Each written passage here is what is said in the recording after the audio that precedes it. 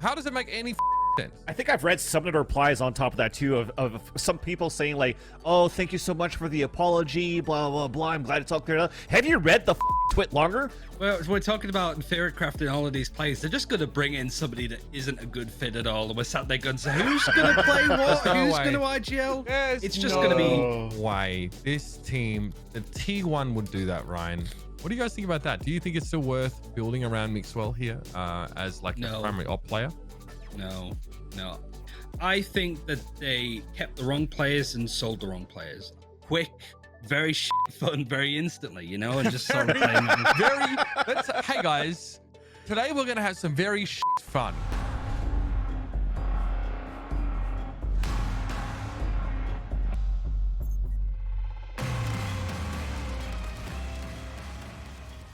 Plenty going on in the Valorant ecosystem this week. We're going to talk about that. So on today's show, bunch of stuff to discuss. We're going to talk about VALORANT Mobile. Yeah, you guys have phones, right? Right? Yeah, well, I mean, you have a chance to play this absolute gem. I'm very interested to see how this ends up getting put together. We're catching up with Heather Garrozo, otherwise known as Sapphire as well, who, as you may know, is one of the observers for VALORANT for quite some time and Counter-Strike before that. So she was in Reykjavik. We're going to get some thoughts from her and some upcoming stuff involving Dignitas and Game Changers. We're going to cover, after that, the very interesting situation that sort of emerged between this Insights team and Cloud9 White's Mel.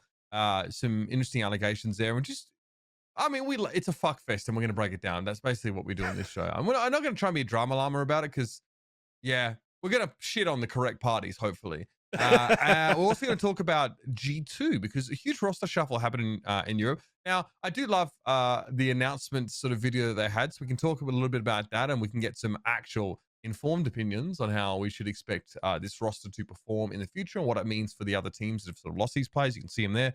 And finally, we'll talk a little bit about some of the greatest moments from Reykjavik and, you know, a discussion that emerged about graffiti and how it was so great at immortalizing those moments in Counter-Strike and how it could be implemented tastefully in Valorant.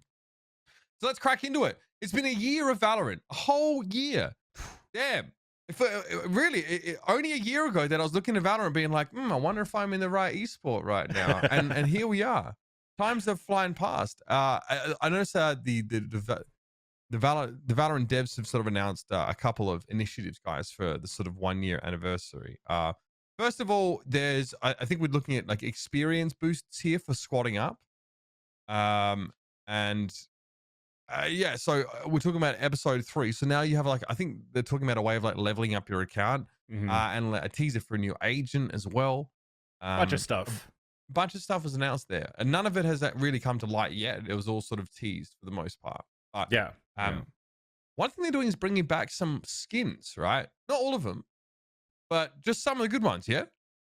Dude, I'm actually stoked for that. I'm stoked for that. Well, here's the thing, though. You have that coming up, right? It's the Give Back Bundle. First off, I think it's really great what they're doing with this initiative. So, like, the Give Back Bundle, the idea with that is that you go through and you vote for the weapon that you want to fall into this bundle. Then you could buy it, right? And then once you buy it, 50% of that goes back into the Riot Games Social Impact Fund. So whatever charity, whatever things that they work out for in terms of like their community to better the communities, then 50% of the proceeds goes into that. But just to go back onto the Vandal one, it's like you got the Reaver, you got the Prime. I don't even know which one to vote for. So it's gonna be quite interesting. I'm probably gonna go for the Reaver because I already have the Prime. But you know, it's a cool initiative for sure. One thing that's so effective, I think, with these skin bundles is that like they don't, you know, there's no promise that they'll ever come back. You know what I mean? Credit, by the way, to the devs who work on these skin bundles, because first of all, the vast majority of them are really involved, really quite intricate pieces. They're very attractive looking skins. And, you know, coming from a game who never quite understood how microtransactions could be used to, you know, I don't know, fund the game and, you know, never really wanted to spend dev resources on, I don't know, updating the look and feel of weapons within the same game without having to announce a sequel in order to do a graphical overhaul. Anyway, tell us how you really feel. Yeah.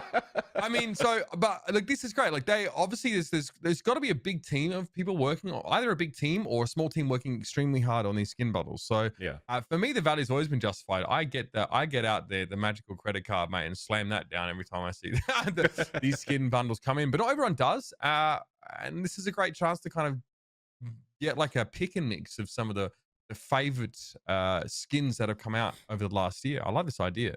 Yeah, there was a website where you could see the votes on it, but like it used to be on the year one page. You'd click it and it'd take you to the site and you'd see the votes on each of them and where they were. But now it takes you to the Twitter. So I don't know if they've changed the way going about it, but it pretty much was all of the Reaver skins on top. So, I mean, Mitch is going to be happy. He can get his Reaver Vandal, but I think he should, as soon as he tries to get it, it should just be grayed out for him. I think that's Mitch likes, a lot of people are looking for that one. And I think the thing is, if I read correctly too, when I looked back at the tweet as to why he goes onto Twitter, is I think because their website was getting hit by like way too many hits and it just kept crashing. Just like when you're trying to redeem exactly for those cards, Ryan. So like I think that was another cool initiative there for Riot to put the duality cards during the Masters, but also the Pride Month cards to go up there. And you know, a lot of people picked those up. I picked them up myself finally, put the ally in there at the same time, and they're really cool stuff. I just very quickly on that one. This is something that I missed as well. There was obviously in association with Pride Month, like many sort of game devs are getting involved in, there are a bunch of player cards, right? And as far as I can tell, it was a bunch of different sort of you know, flags from within sort of the Pride community, which is awesome. So how did this work, by the way, for those that were redeeming it and getting those? Because I don't quite know how this works. There's a redeem website, isn't it? Exactly. It's like redeem.valorant.com, and then redeem.playvalorant.com. And they all have their names and stuff on there. Speaking of which, there was the one for the duality shot as well, which you were meant to get on the website, but because it was so broken, I think they announced it today that everybody just gets it by chance. It went from get it in 48 hours to getting it whenever you want, going to everyone gets it. Just take it. Just take it. Yeah. I mean, we are talking about a game that has 14 million monthly active users? It's pretty insane. Yeah, which is obviously fantastic for a game genre that has in the past been pretty narrow to those that sort of just really appreciate those raw attack shooter elements. So that's great news. Obviously, the duality teaser was incredible. I mean, we all got to see this, right? I saw this when it came out on YouTube, and what I really appreciated now is starting to understand how Riot were going to justify from a story perspective why you can have this like agents on opposite teams. You know what I mean? Because to use another personal anecdote, in Overwatch, obviously loosely there's like a good and bad, you know, alignment. The good guys, bad guys, but they can all be on the same team. And it never really thematically made a lot of sense. This, however, first of all, like we're starting to understand the purpose of Radiant, which is great because it always just seemed like this thing that is on all these containers. We know who Kingdom is now. We got some really cool dialogue, I think, between a lot of these agents, including Killjoy, who's a favorite to many. Yeah, we've got a kind of an understanding of what the fuck is happening on Bayern. So, really great. Well, I don't know what do you guys think, but really great way of tying in a bunch of key sort of elements that have been in the game for a year that we've never really understood. I think it's fucking awesome, dude, because at the same time when the game first came out, wasn't there like a conversation from Riot saying that they didn't really want to create a real A to Z lore storyline of what Valorant could be, and like you use your own imagination to try to piece that and build it together? But now to get to see like this long video to see where the Radiant comes from, and now that it's mirror matches, now you have this duality card that comes out too. There's a lot of hype around this storyline, and I think now that you're bringing in more of these storytellers into Riot, you're starting to see something develop a little bit more, and I kind of like it. It's fun to nerd out. For me, something like similar to World of Warcraft was too much for me to follow because there's so many worlds, so many expansions and whatnot that I lose track of all of it, right? Yeah, exactly. So now it's just like simple story, super cool, and I can't wait to see how it pans out. I want to see the law for deathmatch now. That's what they need to go into.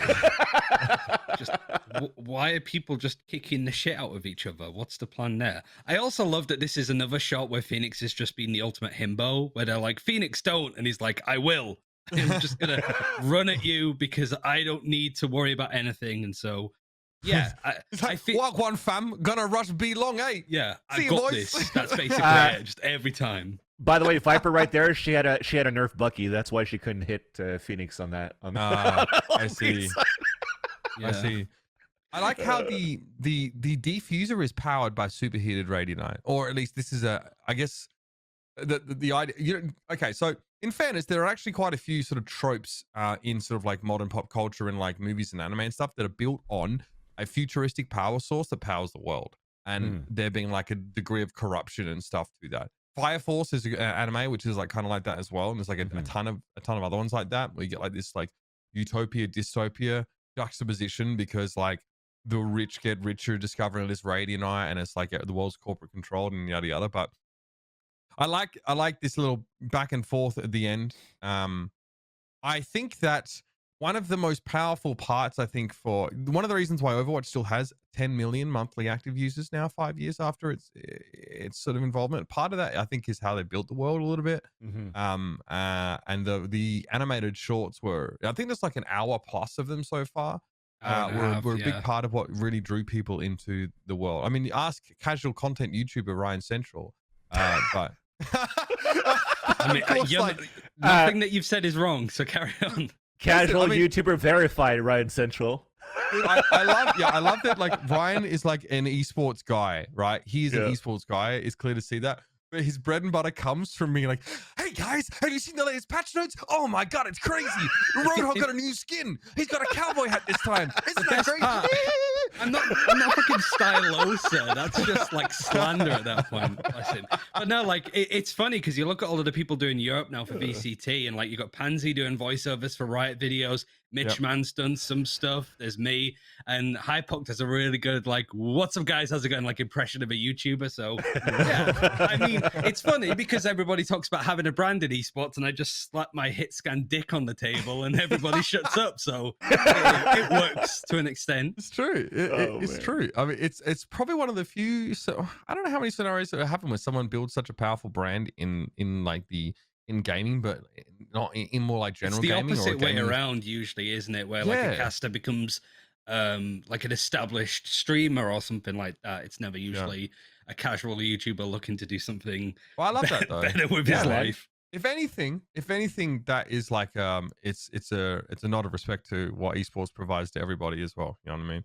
100%. Instead of like that, you could be like, you could coast pretty well, not coast, obviously you work really hard, but you know, you could continue producing that same content, you know, ad nauseum if you felt like you wanted to, but you get involved in esports and you get shafted by, I was talking to Tombiz about it. I was talking to Tombiz about it at the Red Bull event, and it's like a lot of people sort of give you flack for like, oh, you just make news videos or skins videos. It's like, all right, if it's that easy, you do it. Let's see how well like it's not like we just created an audience out of nowhere. Like you have to, you build it, they will come, kind of thing. I tried it.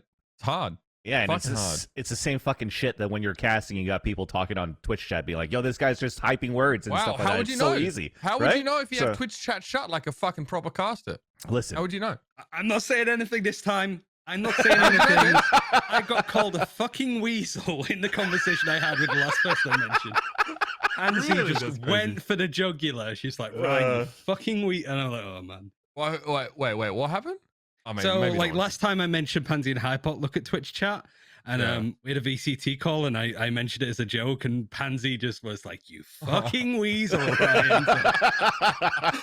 In fairness, look, I understand though, because and I explain. We talked about the nuance of this situation. Obviously, like they did a great co-stream with the very like community forward feel where they were interacting a whole bunch, and so I don't think that's quite the same thing as like a new caster that's just obsessed with pleasing Twitch chat and constantly has his phone out. So I don't usually leave a lot of room for nuance in my rants, despite the fact that I rant for so long. You'd think I could actually pack the entire Bible in there. So we're gonna be back on Reddit in a second. I know. But my point was they do it and they're still great. It's like you can do that and still be good. I think like the thing for me was more about how it can impact how a caster tries to like condition an audience to just give them positive feedback. That was part of the wide. I use it as an indicator. Like if I see a caster looking at Twitch chat, it tells me a little bit about them. You know what I mean? Yeah. I don't think it's a good practice, but there are always outlier cases. Let's crack on to this one. This is interesting. So they did an AMA. There was a great AMA. You can go read it yourselves. I don't think we have time to sort of go through it all, but and then we'll get to that bit. But yeah, so we had like a 1 hour AMA from the Valorant team talking about lore on, was it the Valorant subreddit, right? Yep. Yeah. Which is great. So that was cool. Obviously, Joe Killeen and David Nottingham were two of the people that are involved in that. So, as much as, we sort of heard initially from Riot that they were wanting people to sort of, fill the blanks themselves in this regard. You also have two people that are Riot employees that work on this stuff. So it's really cool. A lot of these game developer companies have legitimately incredible writers who also have written like tons of novels and stuff in the past. Like Blizzard, for example, as well, that they bring on board to write these worlds. So it's not just anybody that's written a fanfic about their favorite game characters getting these jobs. So yeah, real props. A real big fan of it, and I like that we're a year in, and yeah, the focus hasn't been lore, and I don't think it should have been for a game like this. But I mean, I know what you guys feel, but I would like to see more of that teased out. I'm looking forward for a Valorant anime and a Valorant movie like they had for World of Warcraft, and how they have like the Dota anime that's out right now too. So I know League of Legends is supposed to come out with an anime quite soon. I'm looking forward for a Valorant one. So no pressure, right? I mean, in fairness, League of Legends is able to have a very strong lore backing and also be a very good game, a very compelling game with a lot of competitive elements that is beloved by many. So I don't see why you can't have both. They're not mutually exclusive. It's a lot of extra work. Like a lot of the dev work that goes into building lore does nothing for the game play, right? So you can't, It adds to branding though. It adds to the branding, right? So if you have like an anime or whatever that doesn't even tie into how the game is being played so far, it still adds into like interest of to like, oh, this is actually a video game. Let me actually try it out and see if you actually like it. Then you get into the skins, and then it's a vicious circle. Then you get more events, and it just ties into the ecosystem of what Riot wants to do in terms of building profitability. The curious thing I have when it comes to the short though is we've had like these animated shots at the start of every episode. Episode 1, we had the Ignition one and Ascent. Episode 2 was the Euro one on Icebox. Episode 3 starts in 2 weeks. Do we get another one? Because usually that's when it shows off the new agent. There's stuff as well since the patches come out, like teasers of lore stuff on Breeze. So maybe we get the Duality one and then we get another shot next week. Because speaking of the 1 year stuff, there is a live stream. I feel like that's missed a lot of people by. And I don't want to leak anything, but I will say that like it's probably a set cadence of content that we've had in the past, right? When it comes to new stuff being announced and shown. So yeah, a live stream might be a great chance to show off the new agent, show off the new animated short, talk about the potential clash system that's coming in as well. There's a lot of good stuff. I can't wait for that as somebody that like, coming from Overwatch. The best way to play Overwatch and to watch it is when it's a full 6-stack, soon to be 5-stack of players. It's the same as Valorant. So actually having an in-game tournament mode, so exciting. Yeah, I mean, I think that's such a. I mean, Fortnite did it pretty early on. They actually had like a lot of like credit to them. They managed to sort of identify that that's what players really wanted, a way just to sort of join tournaments and sort of compete, either with their friends or alone for like actual prizes. Which is something that a lot of FPS games just haven't done. It definitely feels like the next level. I feel for a lot of the platform providers that sort of try and connect people and get them in tournaments. But I mean that's the way it is. The game's becoming more of a full service package as time goes on. So I played Clash. I don't play much League of Legends, but sometimes I get roped in to play Clash on like a Sunday in Matt's team, and it's fun. It's intense, but it's a ton of fun. So I love that idea, man. Game just keeps getting better. Is it worth highlighting what Clash is for those that don't know? Or do we have that kind of time? We should. Yeah, we got time. I mean, we got fucking 6 hours to do 6-hour shows all the time. Go ahead, Red. That's true. Well, I mean, I've never played it. I was going to say Uber can suggest it. Just throw in sorry. Like... Yeah. Okay, sure. So, like, Clash is obviously like a mode in League of Legends that is only open like every now and then, like on the weekend and stuff like that. I don't know what the rotation is, but you queue up. You have to purchase a ticket, right? But you queue up as a team, and basically, you'll know what time your games start. You get like 15 minutes to scout your opponents, so you can have a look at like what their champion pools are and figure out what your ban strategy is going to be. And then it in an automated fashion puts you in a tournament bracket based on the average SR of your the average ELO of your team. And then like it's fully automated. It's hands off. It just puts you through a bracket and you win prizes in it. Again, that's also automated based on how well you do or how far you go. So it's really great for those players that maybe play a lot of ranked and have some friends, they want to queue up with and get to experience like actual tournament sort of competitive play. it feels very different than just joining like a 5-man or something like that. So I don't know the metrics. I don't know how many people use the format, but I love it. I think it's fantastic. And put that in Valorant, it is definitely going to get a lot of people that, especially people that maybe can't queue with their friends and stuff like that. But the only thing is that it's kind of like a flex queue in League of Legends, where like in Clash you could have like some higher ranked teammates.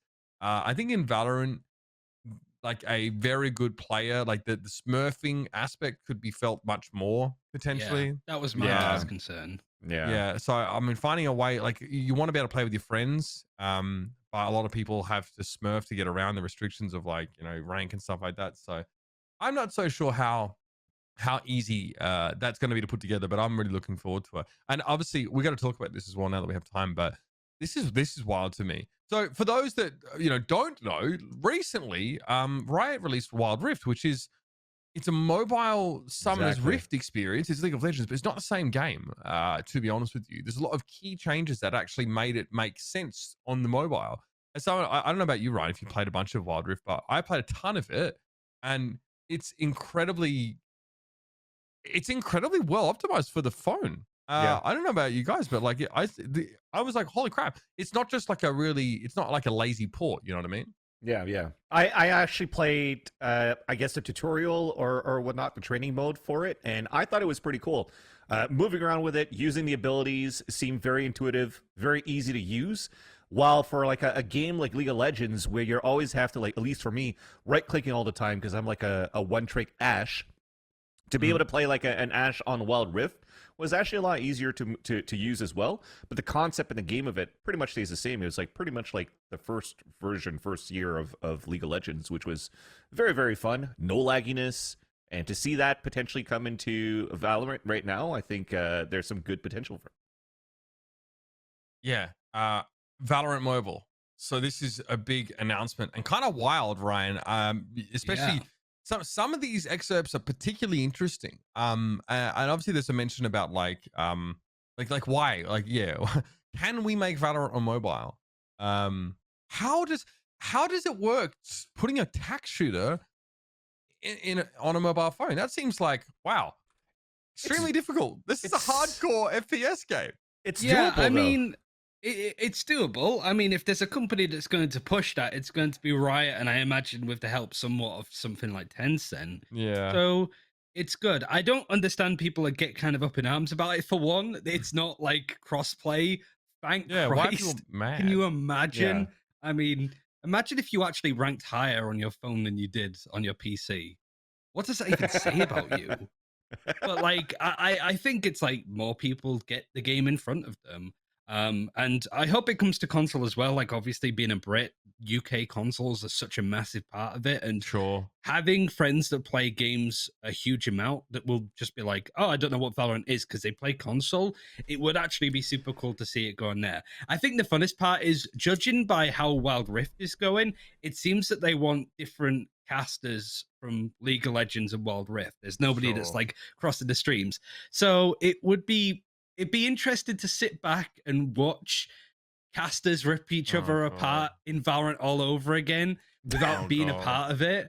Like, that'll be more fun than playing the game on phone, to be honest. It's so at least in terms of FPS mobile, there's already an example that's out, right? So Call of Duty Mobile is currently out too for a tactical FPS or whatever it is right now in Asia, I think. Yeah, exactly. Well, and I agree with that actually, Mitch, because Asia, I think Valorant Mobile, it's gonna build a new set of fans and a new set of competition, especially in Asia, because not everybody could actually afford a computer, right? Everybody has a smartphone actually in Southeast Asia. Like me going to Vietnam, my wife was talking about it before. She's like, hey, Riot should make a Valorant mobile game, as she was telling me about that. I was like, well, they're actually making one now, because she was saying how all her little cousins, whatever, they're like 18 years old, nobody has a computer, everybody has a mobile phone, and everybody's pretty much playing Wild Rift at the same time. If it's not Wild Rift, any other type of like games like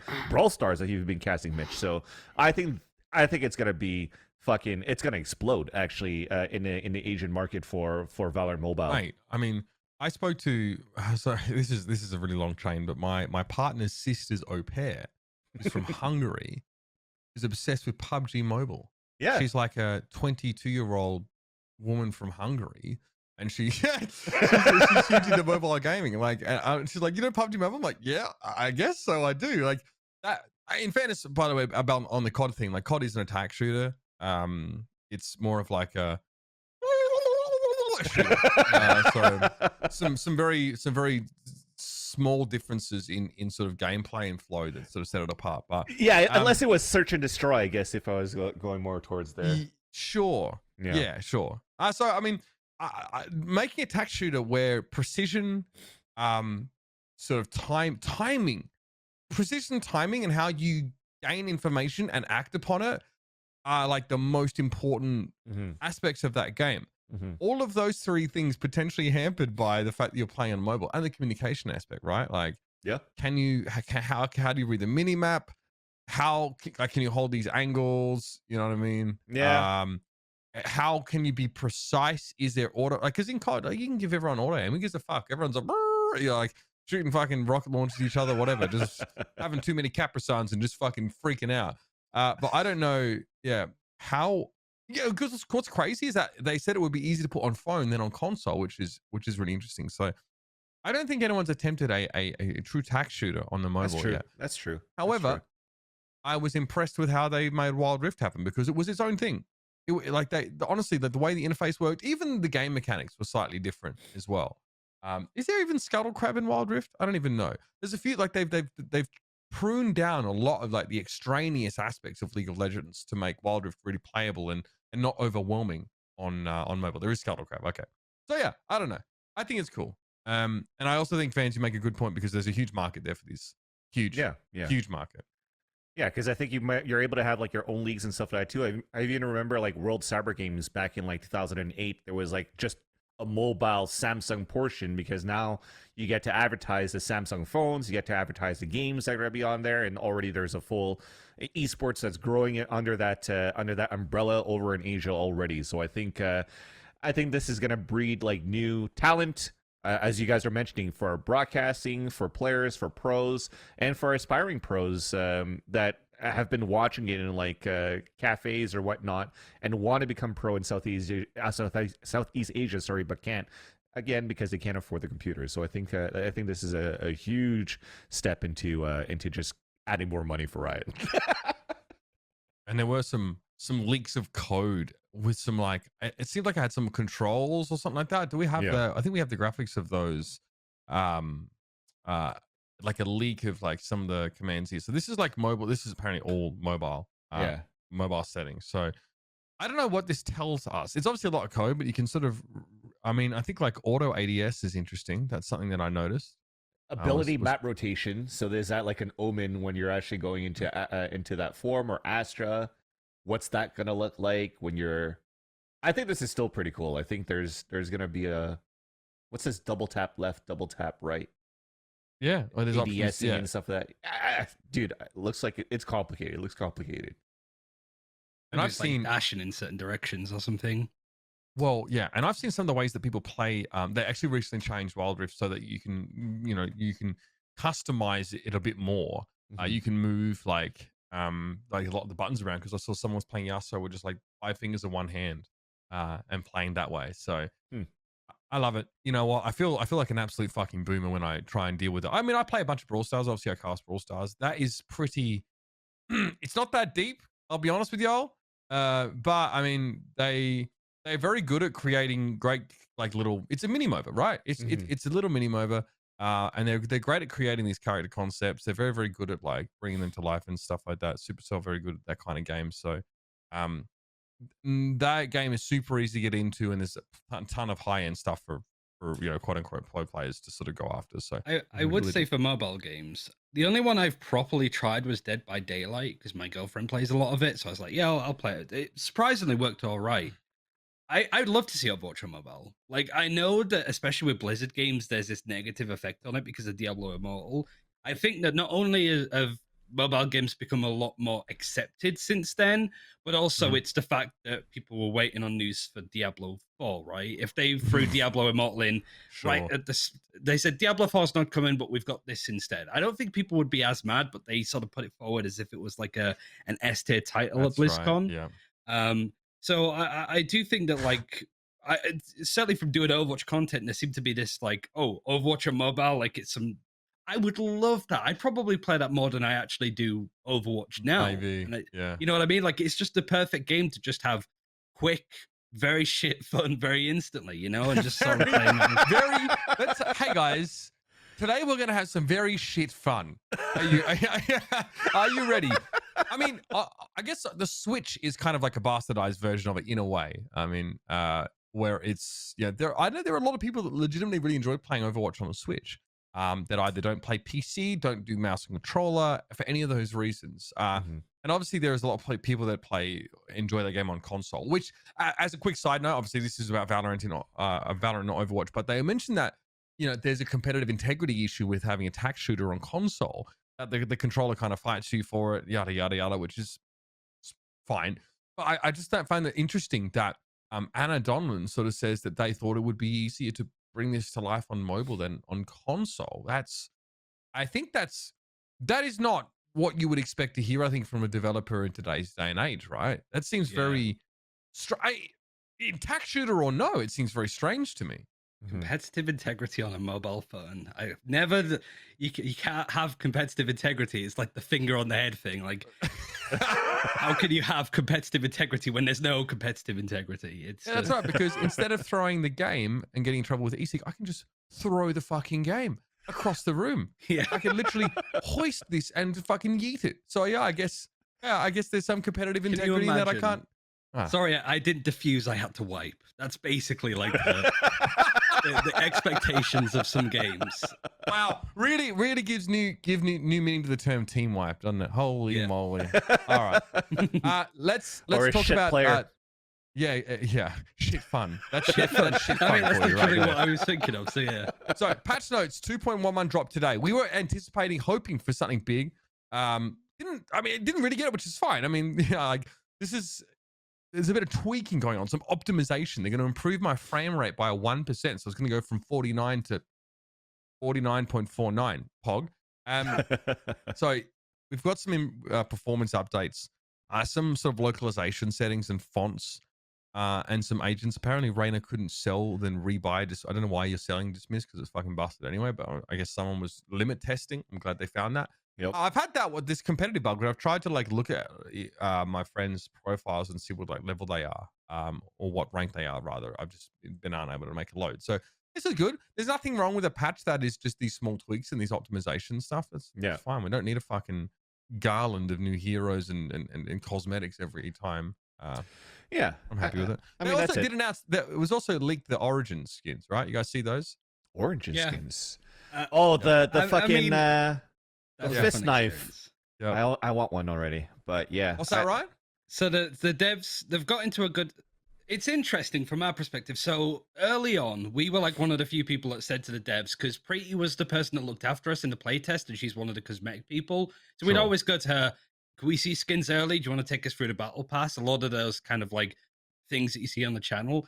And then I think other people got kind of mad because we were just do. So now they share out the exclusives and the battle pass stuff, which I'm super happy to see. And the content creator got to show it off. I think his name's Diegote. He's a Latam guy. He actually gave us permission to check it out. But you'll also see with the pictures this massive watermark in the center of the screen, which is just so.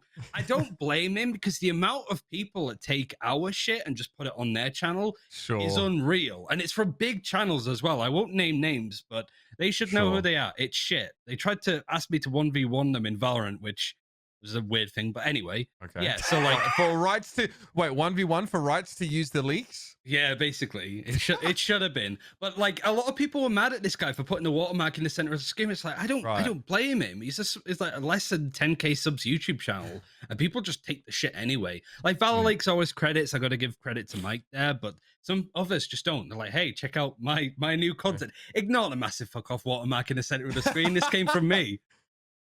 Shit. Yeah, it's a really nice skin set, and the melee weapon and the inspect is just insane because the melee's like a protractor, but when you inspect it, it starts to like circle and Beyblade in the center of the screen. It fucking flies. It floats. That's the cool part when you inspect. I'm That's just gonna cool. run around and inspect all the time with this thing.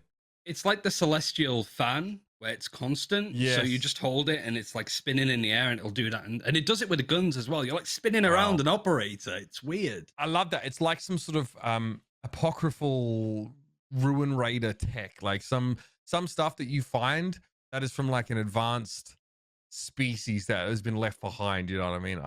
It looks awesome. I love the also like there's a lot of very strong like circular motif going on, like a lot of that symbology. Maybe time is a circle, some Ouroboros shit. I don't know. Either way, big fan. I love that stuff. Yeah, out comes the credit card. Ding, ding, ding, ding, ding, ding. Swap that shit down. No worries. And at least if we don't have any updates on like big updates, because I think they're waiting, like you said here, Ryan, the episode 3, I think is coming 2 weeks. So I think they're going to focus a lot on the live stream. So I think it's good for chat to know when that live stream is going to be. So it's going to be on the 21st of June. I think it starts at 10 a.m. PST.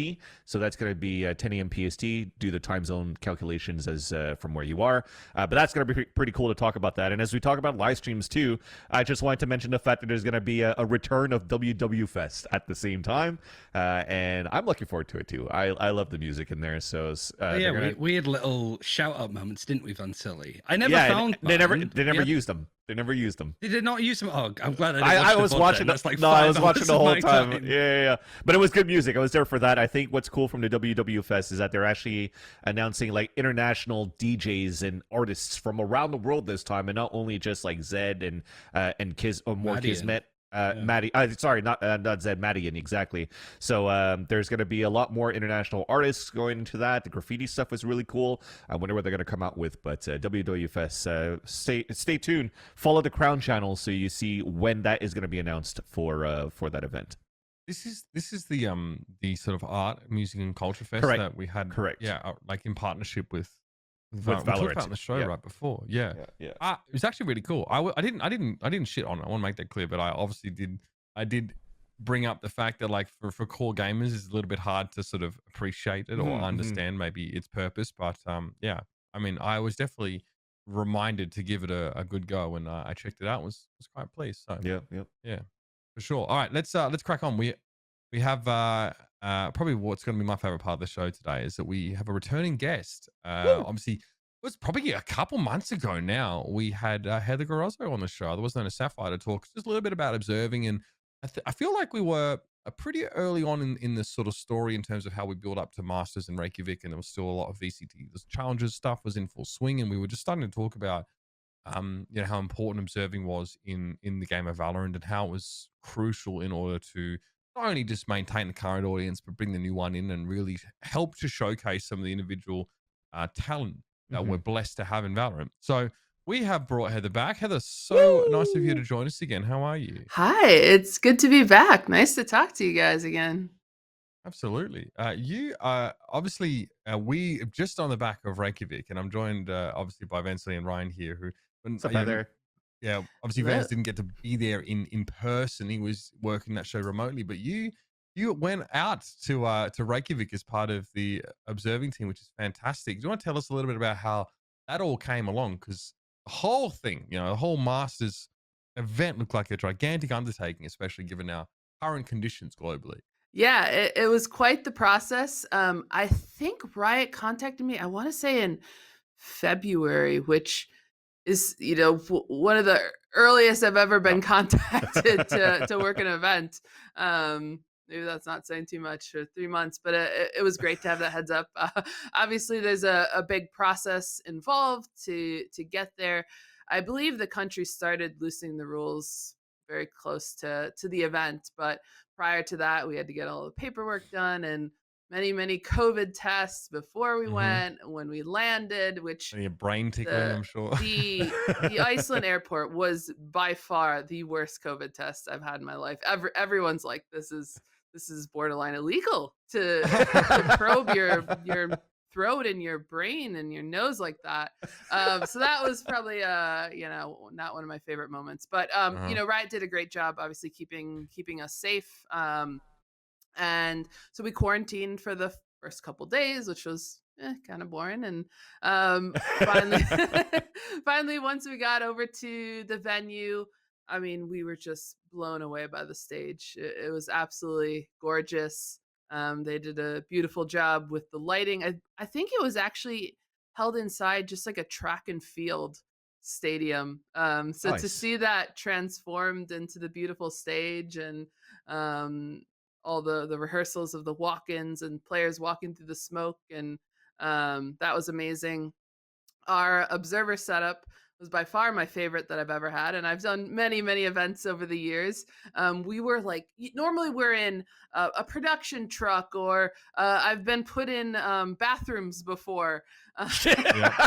I've cast from a bathroom too. Yeah, Yeah. I feel Oh that. my God. So we were in a little balcony over the stage, which means we get to hear the players, and that's exciting. Obviously, no crowd, but being able to actually see the players while we're observing and hear them reacting was pretty incredible. But it was, it was one of the most amazing events to be a part of.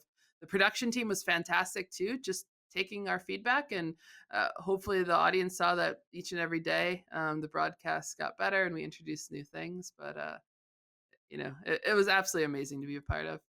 That's awesome. So just to tie on to that, because see, this is what the setup you're talking about.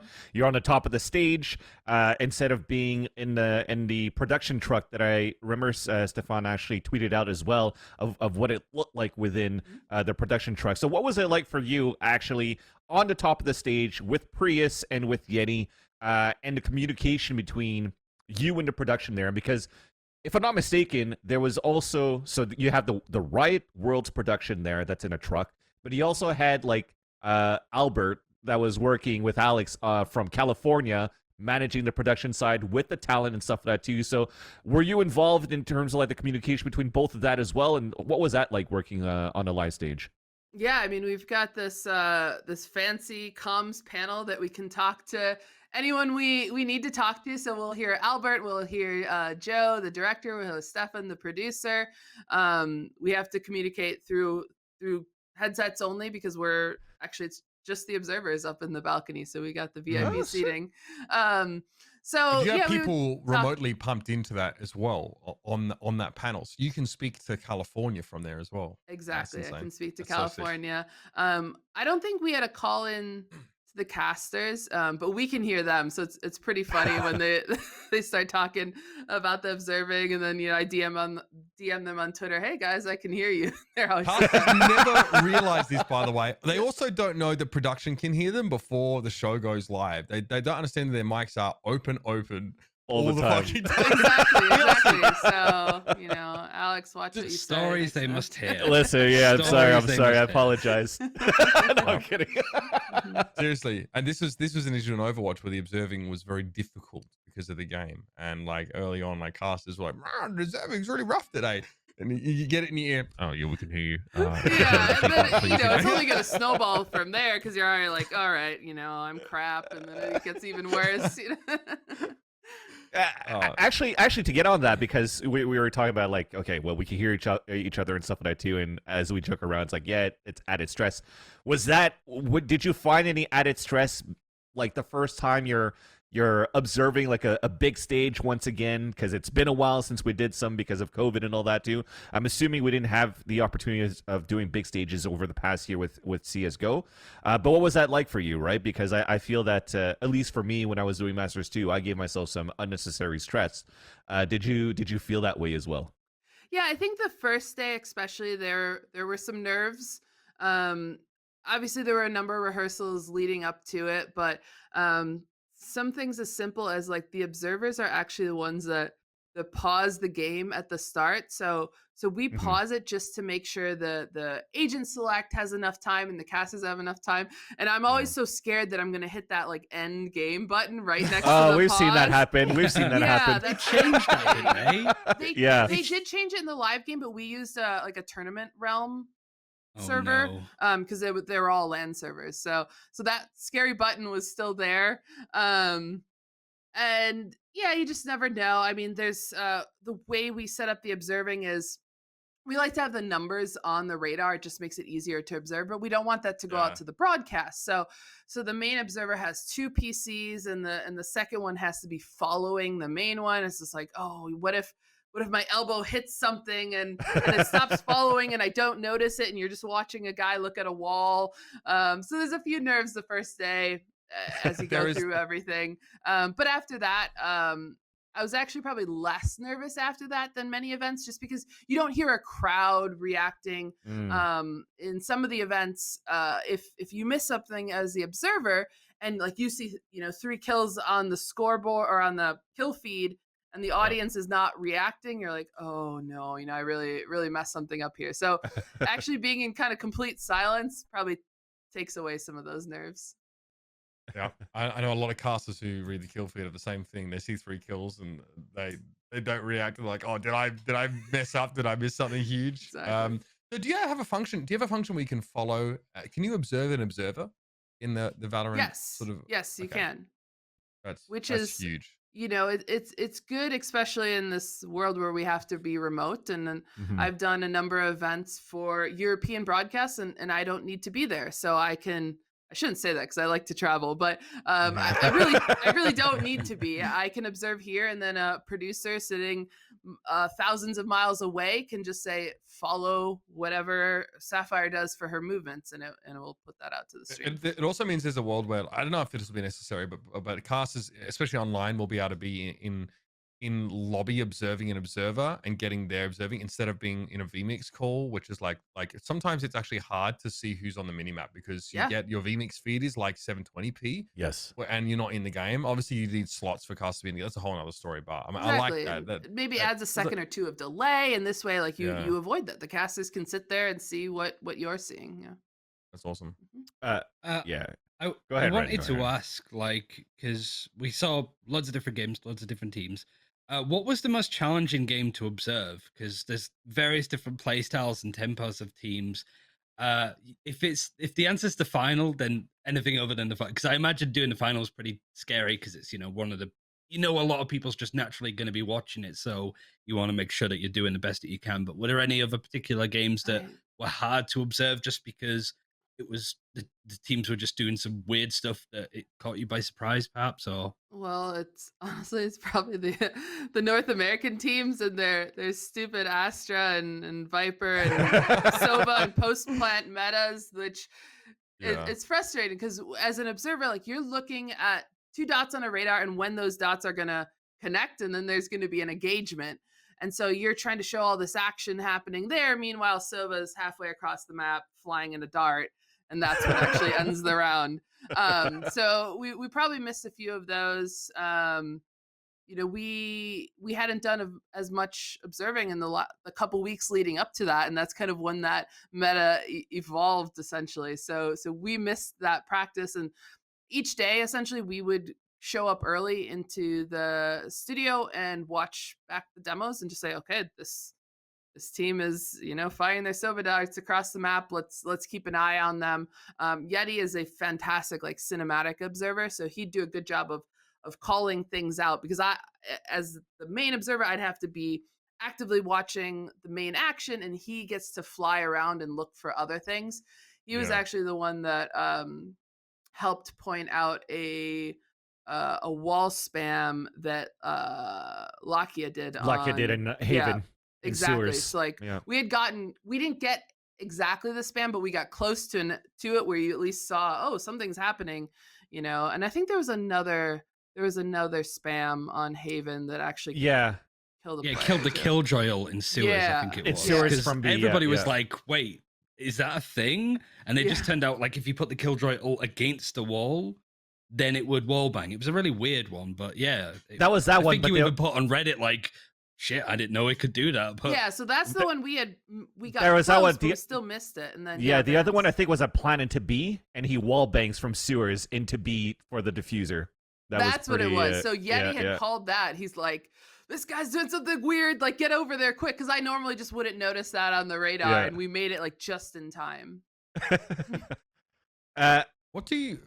Very quickly. What do you think? I know in I don't know if they still do this in the LCS, but this was I can't believe we actually caught this one. This is okay. This is from Twitter.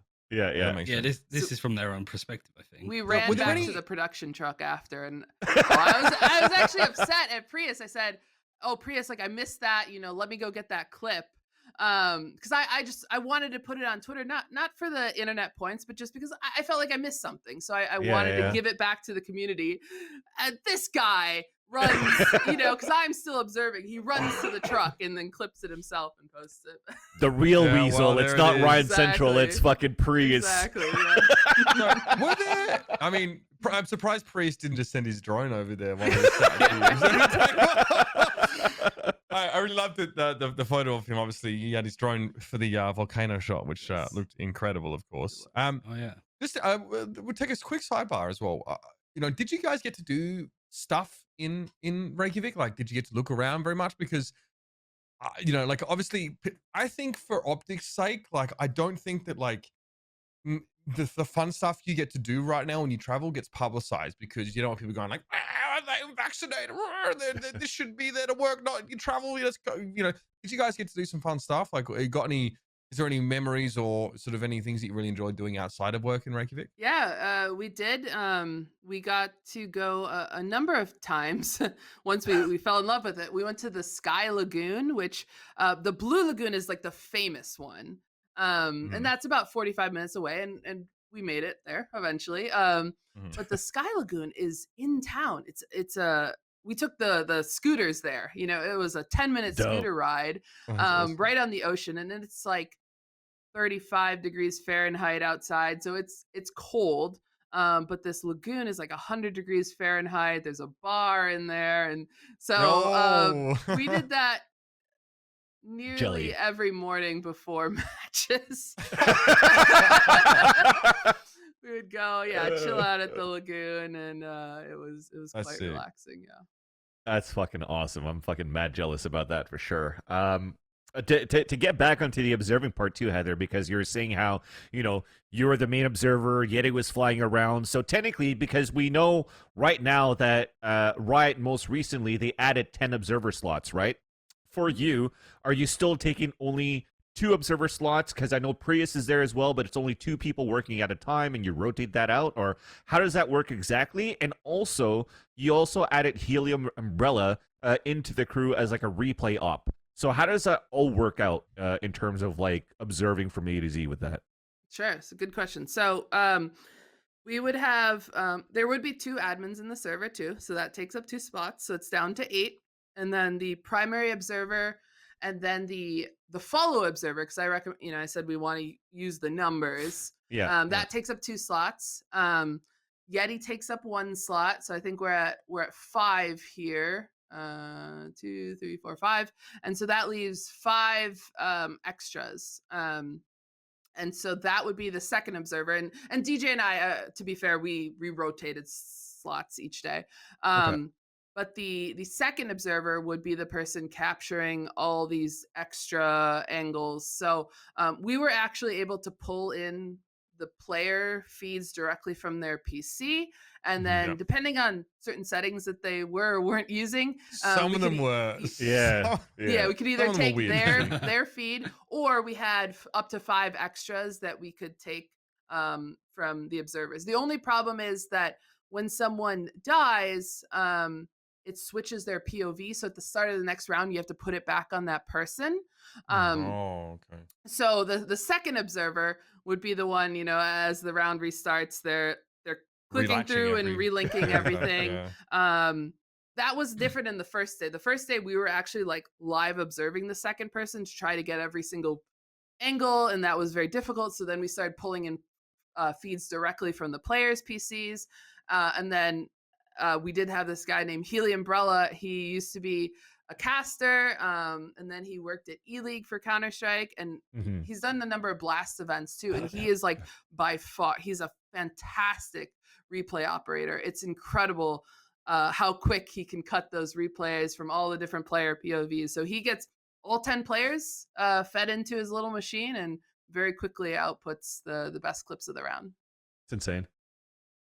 Yeah, it's wild actually, just how involved this whole process is. I I mean, we had a long chat with you about observing last time, and I reckon we'll have more conversations about this in the future. But you're it's on your little bio there, but you're obviously the VP of talent at Dignitas, and recently you and Dignitas are partnered with Valorant and Nerd Street Gamers to create the biggest women's tournament in Valorant. I think it's a pretty succinct way of putting it.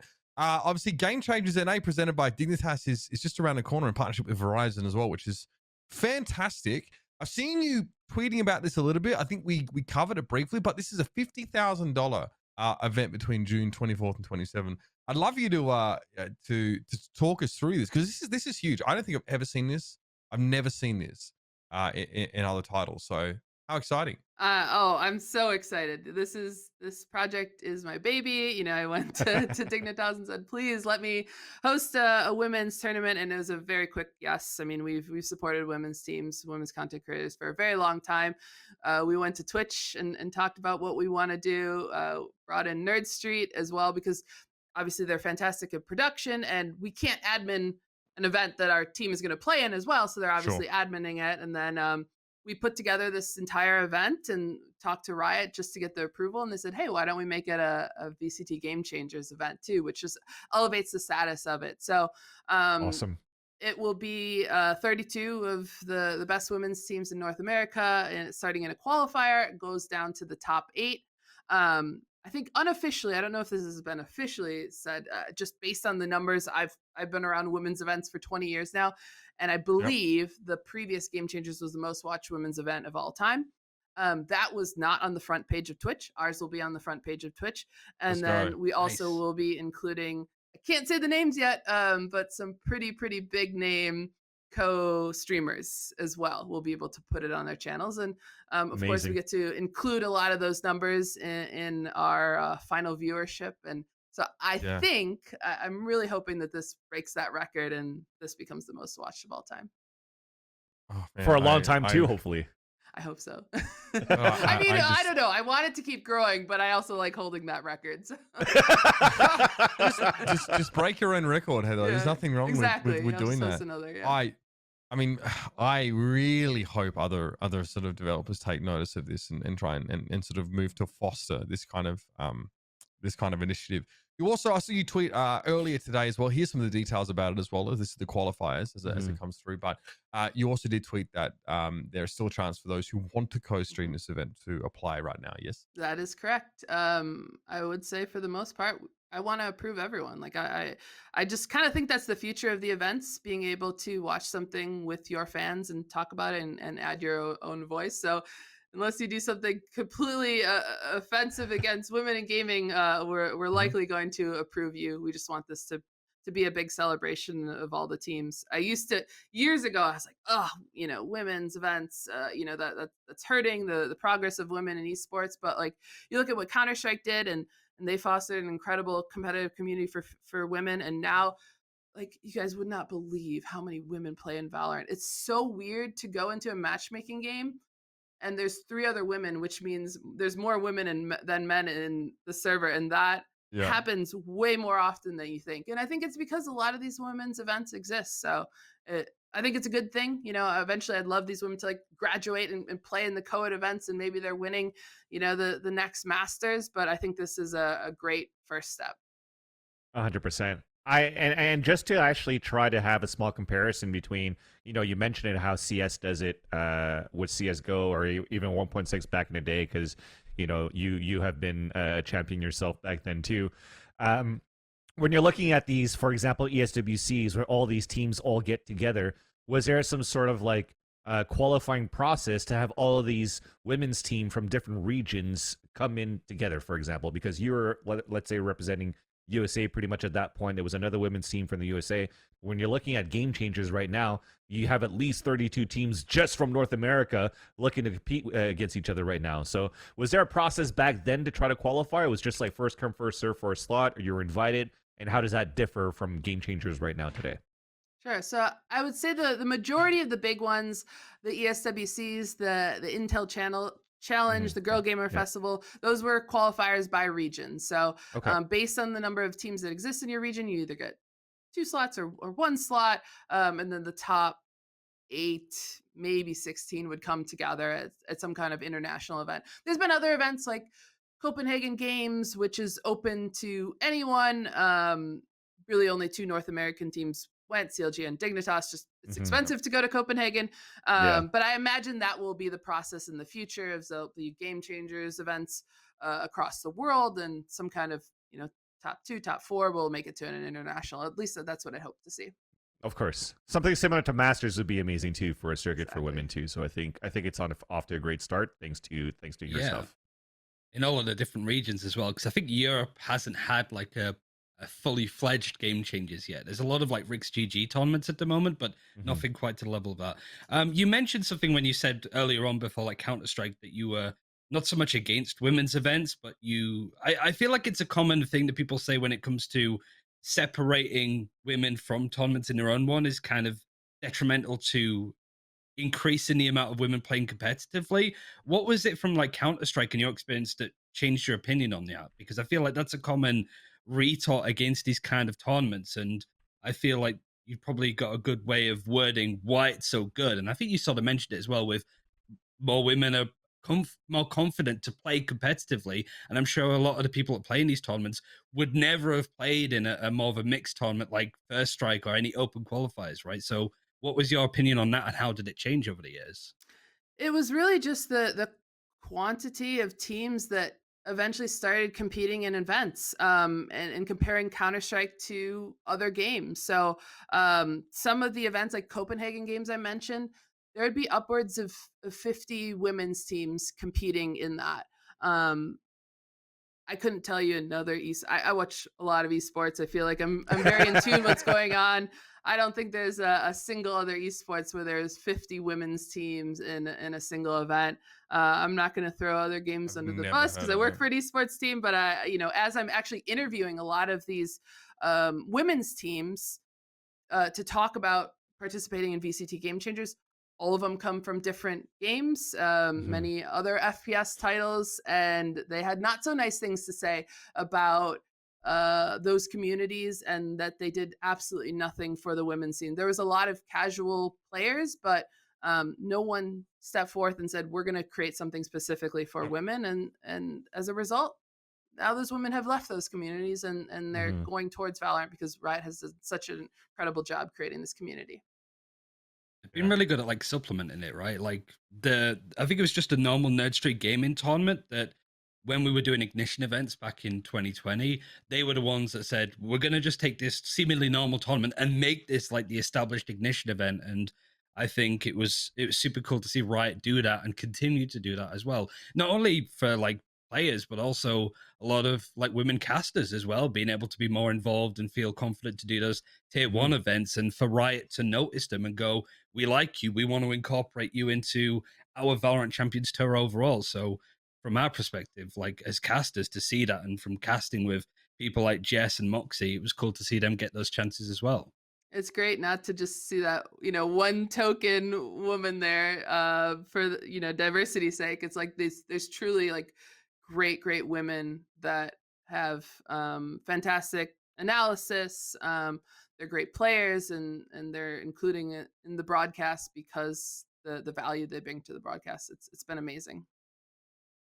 Heather, you said you've obviously been interviewing a lot of teams, right?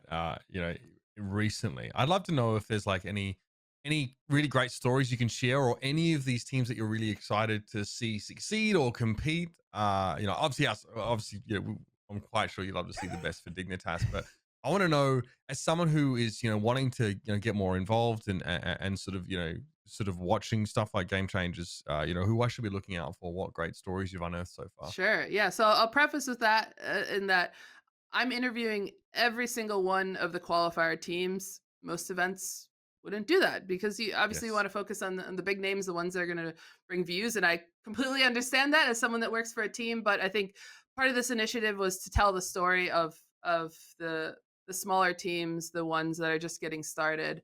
But with that, there's a few that really stood out to me. One team, 3 of them are going to they're part of a university program to learn to be game developers. And that's how they found their teammates. And they're like, yeah, we're going to play competitive. And they're actually pretty good. I think they're all immortal ranked. And I just thought that was amazing. I mean, when I went to school, I would never meet another female Counter-Strike player. That's impossible. So the fact that there were 3 of them from the same class and they formed a team is amazing. So I think that's great. The team that I am most excited to watch besides Dignitas is GX3. And Silly's gonna know that name. It is the most historic name in women's esports. Stands for Girls Got Game. I think they started competing in 2002 in Counter-Strike, led by Miss Alice Liu. The return of Alice, my hero growing up. And so she has put together a very interesting roster. I can't say one player because some contract things going still, but it's a great mix of the boomers and zoomers, I guess. There's one girl named Jan, and I had played with her a bit, and she doesn't really get the concept of strats because why? You can just hold W and just outfrag these people. It's amazing. And then Alice is bringing her history, her experience playing in the biggest women's events ever to that team, and they are like by far my favorite dark horse. I don't think a lot of the other women's teams are going to know them because they haven't played in a ton of women's events, but I'm confident they're going to come in and kind of surprise and get into the top 8. 8 titles that she's won? How many titles? I think so, something like 8. Yeah. Yeah, because that was my question really for like a lot of the people that are coming in to watch this. I think the main narrative is Cloud9 White and their dominance so far. Obviously, they've had roster changes, so they could be a little bit worse in this tournament. You mentioned Girls Got Game. Are there any other teams that people, if they haven't followed recent Game Changers events, that they should keep tabs on? I mean, TSM, obviously Dignitas, Gen G have just put together a team as well officially. Like, who are the ones that you think are going to be rooting for top 4, maybe even winning it over Cloud9 White if you think they don't have it? Sure. So TSM and CLG Red are probably those next 2 right after Cloud9 White as some of the favorites that have placed it well in a number of women's events. Gen G is certainly up there. They have people from a number of different FPS backgrounds together. The 2, besides GX3, who's also unsigned, the 2 unsigned rosters, which are going to be top contenders, are Built Butter and Man I Love Fwogs. Yeah, Man I Love Fwogs are so good. They are, great players. They don't have any competitive experience, I think, before coming to Valorant, but they've been grinding. They've been placing very well in these smaller women's events. I would love to see them signed to organizations either before or after this event, but there's some good names. I'm having a hard time picking my top 8. I've earmarked about 12 right now because we're trying to make some content for the final weekend, and we just want to get it done in advance so we're not rushing the final 3 days. Sure. But I've got 12 right now that I think could make it. That's awesome. We were told not to use the acronym of Man I Love Frogs. It's just the iconic like NA, like together we are terrific. Like, it's good to see that lantern, I suppose, being carried along. Yeah, it's I'll let you guys figure it out yourselves what the acronym is, but they've got a really cute logo. So a lot of people have followed along. That's great. Yeah, I'll figure it out eventually. I might have to write it down first, Heather, before I can. I'm a bit of a himbo, bro. That's my problem. Heather, thank you so much for your time today. I just obviously with that coming up, you're going to be quite busy, but I'd love to talk about what's next for you, including that over the next few months. Yeah, let's see. We've got our women's team in the office too, which is actually really exciting just to get a team together and boot camp. It's been, a year and a half since that has happened. So I'll be working with the team, creating a lot of content with them. We're doing some pretty cool new things. Maybe NFTs might be trending now. I don't know. Might be doing something like that with them. We're launching a women's initiative at Dignitas, including like power rankings for the different women's teams, listings of all the different. So right now it's kind of hard to find a list of all the different teams and their rosters. And sure, obviously Liquipedia is fantastic, but I want to go another layer than that. So we're doing that. Hoping maybe I'll be back for Masters 3 for observing. Riot has done a good job about asking me in advance. So I'm hoping I get that call soon.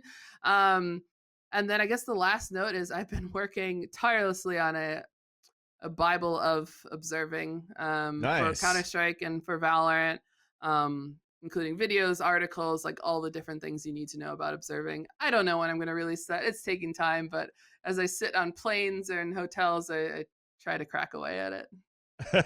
That's the question I wanted to ask towards the end. Like, obviously with people like Uber and Van Silly, there's a lot of like advice and do and don'ts for casters. Obviously there's a lot of observers still trying to work their way up to get involved more. Yeti coming from doing Nerd Street stuff very early on to being able to do this, and there's plenty in Europe. So what's like your big advice for those that are wanting to improve their observing overall, or just to get involved in it first and foremost? Yeah, I mean, first off, to get involved, I mean, there are way more events than there are observers, especially if you look at different collegiate events, different Discord servers that have 10 mans. Like, just put yourself out there. Not everyone agrees with this, but I volunteered my time for free when I first got started, just because I needed more experience. There's no Go TV. You can't just hop into a Valorant game and observe. You have to find an in somewhere. So try to find that in where you can get some practice. And just like you would as a player, watch demos back. Work with a lot of the casters that are trying to get their names out there too, and say, hey, if you're going to cast this, I'd love to observe it for you. They're going to have feedback as well, because they're talking about what you're showing. Casters are probably the best people to give feedback on you're observing. There's a lot of opportunities. There's more opportunities than there are observers, so you're going to find your space somewhere. I mean,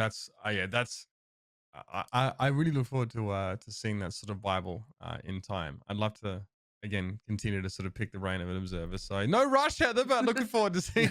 Working on it. Hey, thank you so much for joining us, Heather. It's a pleasure to have you back on the show again, and all the best, and obviously good luck. Not you'll need it with Game Changers coming up. We can't wait to see Thank you. how that event will go. Appreciate it, guys. Have a good day. Thanks, Heather. Thank you. It was Heather Sapphire Garrozo, again, VP of Talent for Dignitas. And, as you can see, a huge driving force behind the Game Changers series, and one of the very best observers you'll find in the Valorant world. Let's crack on, shall we? A little bit here now with that in the rearview mirror. We're going to talk a little bit about sort of the idea of sort of scrims and competitive integrity surrounding scrims, which are obviously, for those that aren't aware, they're practice matches between teams. They're organized by the players or the managers, and it's that's how these teams sort of get a feel for how they're playing and understand sort of the meta and all that sort of stuff. Rusted Silver's here. Yeah, we'll get to the EU stuff, mate. Hold your horses. So let's talk about this Insight and Cloud9 White situation, because I think the first time it got onto my radar was when I saw the tweet from Mel, and she was pretty mad. It's fair enough. I tweet like this as well. I don't like giving context at all or nuance. I just like tweeting what I think. So obviously, as you can gauge from this, the allegation is that Insight's male team leaked the Scrim VOD to two other women's teams, presumably to give them a leg up or some sort of advantage. Mel obviously says here that they scrimmed them for the first time yesterday, and they already got the nerve to leak the VOD. So I'd be mad. I feel this. Obviously, pretty sort of strong reaction to feeling like there's like your opponents are taking you for a ride, and they're also sort of breaking what I feel like is an unwritten rule when people agree to scrim each other, is not to sort of leak that information. I mean, it's a written rule as well in some cases. Like you'll lose some other scrim partners if you do that. I'm pretty sure. Oh, you're blacklisted 100%. This evolved a bit further than this, though, right? Because I think there was like a response from the organization. There's like a ton of stuff. We'll try and follow this chronologically for everybody at home. But Insight GG made a statement regarding this, right? Was it an apology, Vans, or was it? I don't really know. Yeah. So then how I first started was that Mel came out with that tweet, like no shot, clown face. Then you have this came out because they were starting to have a little bit of conversation between both organizations, having Mel involved, trying to figure out what's going on. So like, okay, now we have some accusations coming out. Please hold up. Let's see what's going on. and then we'll do an internal investigation with this and see what's going on. And then after that, you actually did have a tweet that come out a little bit later from one of the players from the Insights team. And just to clarify too, this is also Cloud9 White scrimming with the male team and not the women's team, this right? Is not the female Insights. Exactly. So it's with the males team. This came out from one of the players apologizing for it, saying, hey, actually, I do appreciate that Mel came on to the Discord, so we actually had a conversation together and figure out what was going on and what was the intent of what I did. Basically, he was tweeting out, I think it was a clip of him like top fragging, acing or some shit, and then he had like a scoreboard that showed like the tendencies of like the composition of what we had towards the map and stuff like that too. It wasn't an ill intent. So that was the apology that came out from the player. But then after that, I think there was another, I think there was an Insights apology that came out on top of that right after to say, look, sorry about that. We wanted to make sure that we conserve our competitive integrity for sure, and that we'll make sure that we continue with some internal investigations and make sure that this doesn't happen in the future. So props at least to Insights as an organization to make sure that they're able to maintain their name and whatnot, and that they're not involved with whatever the player was doing at that point. So it seems as though it might be all okay at this point because you had the apology that came out, right? But then there's going to be a Mel twit longer that came out right after. So as much as there was a meme right after, because she tweeted out and then after that she had a reply into it of a TLDR all good, but it wasn't that all good in the end. Because in the end, yes, there was a clip that was actually posted out. But my understanding by reading this tweet longer was not only the fact that he tweeted that out, there was actually some other information that wasn't actually into that apology that could have went deeper into that. So the apology that Mel came out was not for the player. The apology that she tweeted out was due to the fact that she acted quite brashly in terms of like responding on Twitter, and that it should have been handled more internally in the first place between both organizations before something public came out. But what was missing in terms of the information was that there was actually some proof in terms of a text format that not only it wasn't necessarily about the clips, but it was about messages going out of how to actually anti-strat or know about the tendencies of how Cloud9 currently strats into some servers or some maps rather, and how you could actually beat them. So now the real gaming integrity is actually shattered at that point. It wasn't about the clip. It was actually literally some player are trying to sell the strats or trying to give some tendencies to some teams, women's teams, even males teams or whatnot, to actually find ways to beat Cloud9 White. And that is fucking grimy. Yeah, I think the issue here is that Mel obviously is probably apologizing for, you know, the more public way that she reacted, which like everyone's like, I don't know. A lot of people react to this sort of like, hey, you just shouldn't do this in public. It's not professional. I would have probably done it. I'll be honest with you guys. I'm a 29-year-old man. I would probably still have. You're a vocal man, something. Mitch. I'm pretty sure it would have come out. It'd be massively frustrating for them, but I feel like, and I don't believe this is right, but I feel like with everything that we've just gone over, I still feel that Mel is just going to be the one that gets the most shit from it all. And I think her reaction was understandable. It's nice for her to sort of go, yeah, I shouldn't have done that. I'm not going to do it again. I apologize for it. But it doesn't change the fact that these guys are clowns for actually trying to share exactly. And I feel like people are just going to scapegoat Mel to an extent and be like, oh, she did something, she apologized for it, she's in the wrong. And not actually look at like, she should be legitimately pissed off that people are doing that. Every team should be. So yeah. I appreciate that it went out to public, because when people do that kind of stuff, it tells them to not do it again almost. I think when you have these smaller behind the scenes things going on at the moment, a lot of people don't understand how impactful it is, or that these teams or players or like casters, whatever it is, are just kind of shit people, and people shouldn't support them. And I think that's a classic case of, I don't want to see this Insights GG team at all again, because this is just a shit thing for them to do. I mean, this is KP from Built Butter.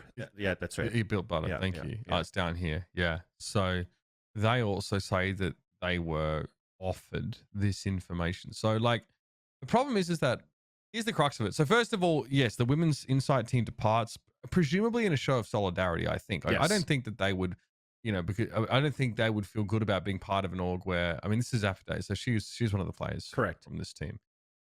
Because of recent events, we've decided to part ways with this team. Yeah.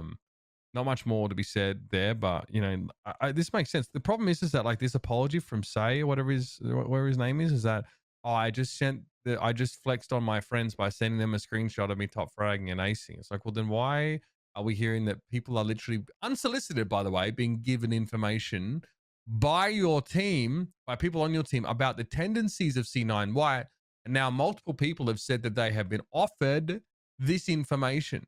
And there's a leaving the org as well. Yeah.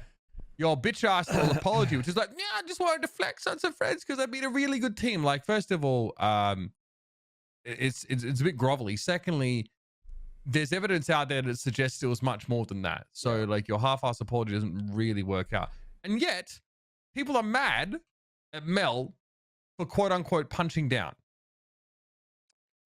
How does it make any fucking sense? I think I've read some of the replies on top of that too of some people saying like, oh, thank you so much for the apology, blah, blah, blah. I'm glad it's all cleared up. Have you read the fucking twit longer? When she actually apologized, she didn't apologize for the fact that she actually lashed out on the player. She apologized for the fact that she didn't let it get any dealt internally. But the issue is not on Cloud9 White nor on Mel. The issue is that why the fuck are you guys breaking the competitive integrity where you have players and teams that are practicing super fucking hard? Look at even just on the men's side, how condensed it is in terms of how much time they have to practice between weeks of VCT Challengers 1 and 2 to Masters whatnot. It's like 2 weeks every single time. Where the fuck do you find the time to practice? Where the fuck do you find the time to evolve your strategies? This is something very similar here now coming into the VCT Game Changers that it could happen for the women's side as well. So they're putting whatever time that they have, what little time that they have to practice and to build their strats, and you're just taking it and throwing out the fucking window for the hard work that they're putting in to make sure that they stay on top of their game when they are that #1 team currently in the women's side. I think it's a fucked up thing to do. Yeah. I just like there's literally, and then what happens is that the people from Insight say that not only were they off, like not only does it come out that they were offering this information unsolicited, but that someone had approached them to try and obtain this information, and the person from Insight refused to release that identity, or refused to say who it was. Yeah. So not only were they engaging in a contravention of competitive integrity by offering this information to other teams, but then they were protecting an accomplice who wanted to try and get the information off there. Like, why the fuck would you admit that someone came to you and tried to ask for the scoreboard or whatever, if you won't reveal who it is? So it doesn't make any fucking sense. Yeah. It's you know what's wild to me? Here's what's fucking wild to me. People that responded to Mel were actually more mad about the fact that she tweeted about this in the first place than they are about what this situation was about. That was my point, yeah. Lack the mental capacity to even go to deal with that semblance of nuance where there's a really big problem. And like Mel is very much an aggrieved party in this, but because she tweeted about it, her grievances are null and void. And really, you're just like, why can't people on the internet deal with like things that are good and bad about something and actually weigh them up? There's no critical thinking here. The amount of people just like, oh, you shouldn't have tweeted about this without completely ignoring the actual problem itself is actually mind-blowing. It's like these people don't have the brain cells to actually juggle sort of competing interests at all. And even if you go to Cloud9 and have them sorted out internally, that doesn't mean that it gets sorted out. Like, this motherfucker still apologizes by lying, and then all good. You know what I mean? Yeah. By the way, those you should know what the all good meme is. It's not all good. All good means you're fucked, cunt. Yeah. That's what it means. Yeah. Yeah. So I don't know. People it's, you know what? Here's what it is. Here's what it is. So obviously in the United States, we had, especially last year, we had a large amount of protesting demonstrations, by people sort of representing a group called Black Lives Matter. They felt very strongly about the systematic racism and oppression that's been occurring in America for years and years, right? That's what they were doing. It's the same thing as people getting mad at these fucking demonstrators because they don't like the way they demonstrated and just ignoring the reason that they're fucking demonstrating in the first place. Like, this is what people do.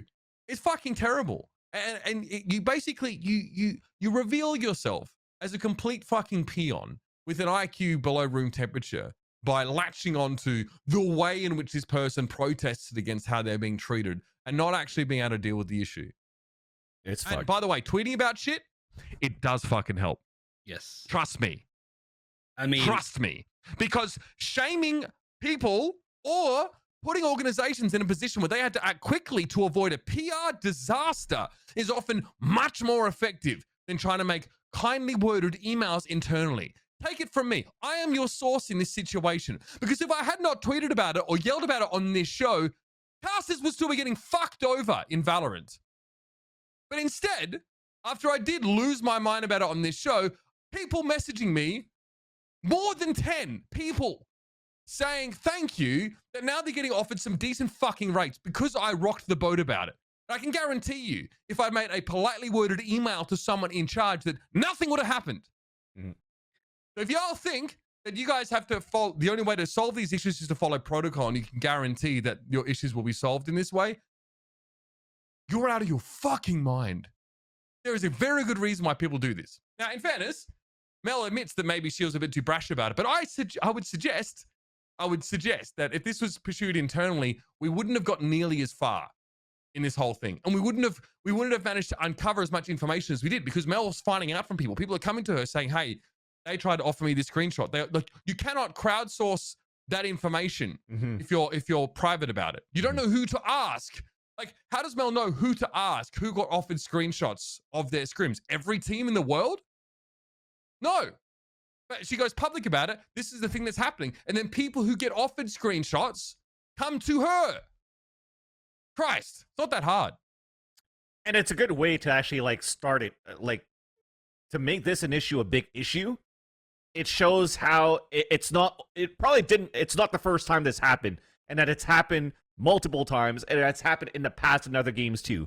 Because at the same time, Ian was asking me, do we have any examples or anything else? I was asking like the Boomers channel too. Even back in like the Counter-Strike 1.6 days, it did happen where international teams were like selling VODs to like Chinese teams to compete with the North American teams, for example, for World Esports games back in like the early days of 2000. So it's been going on for quite a long time. Even Rhyme has an example here too as well, where there was a period, I'm assuming this is also in Counter-Strike, where they were selling VODs for top teams on Russian Facebook. So it's a known issue, but that's never been put out into the public so that it could actually be, we could actually make sure that we hold people accountable for it now to be like, watch out, if you're actually going to do these things, you're actually going to get fucking blacklisted and you shouldn't fucking compete into your scene. So I think that despite this drama, I think it's a good drama to have, because it's also going to help into our competitive integrity further on into Valorant. It's a very teachable moment, you know what I mean? Exactly. I think the crux of this for me is that if you have more of a problem with the way the person is protesting about something, then the issue that they're protesting about, you are the fucking problem. You are part of the problem. Sort yourself out. It's happening with the UK at the moment, right? Because like we're kneeling now at the start of games for BLM, and stadiums are literally booing. It's ridiculous. Wild. The worst part is when people say we don't want to support BLM because it's a Marxist movement, and it's like that's just beyond stupid. Karl Marx is there, seizing the means of production. That BLM's a hate group is what people are trying to say. It's just.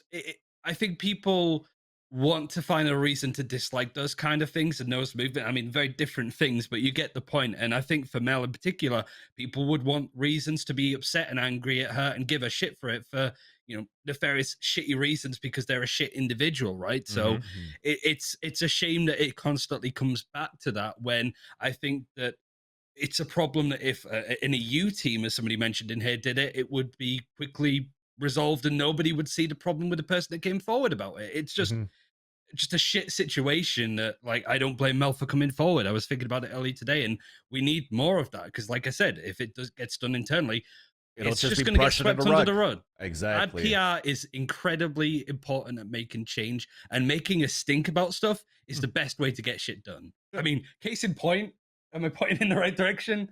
There you go, that guy. Fusion! Oh, I did it the wrong way. I think, like, there's nuance to this whole issue as well, and like, you know, Mel herself recognized that like the way that she went about it from like a corporate from her being a professional working for a corporation was like not the best way to do it. But that doesn't mean it's not the most effective. I actually think it's the only way she would have got so many people to come forward and give her valuable information about what these inside people were doing. I don't think those people would have come forward if she'd sort of done it through the organization. You know, for those that may be in the chat that are still not quite understanding, we don't really have too much more time to cover it. But I would just encourage you to keep an open mind. And remember, if again, your issue is with how someone's complaining than it is about the issue, then you should really have a long, hard look at yourself and ask yourself why that is. We're going to go to a break. When we come back, we're going to talk a little bit more about some of this roster mania that's been going on. Some of it's even just materializing as we speak. I'm seeing it in the chat. People are discussing it. So we're going to weigh in with our uninformed opinion. So that's the best way to put it. So stick around, everybody. We're going to be back after the break. I mean, Ryan knows a thing or two about EU at least, but not us. We'll see you in just a moment for more Valoranting.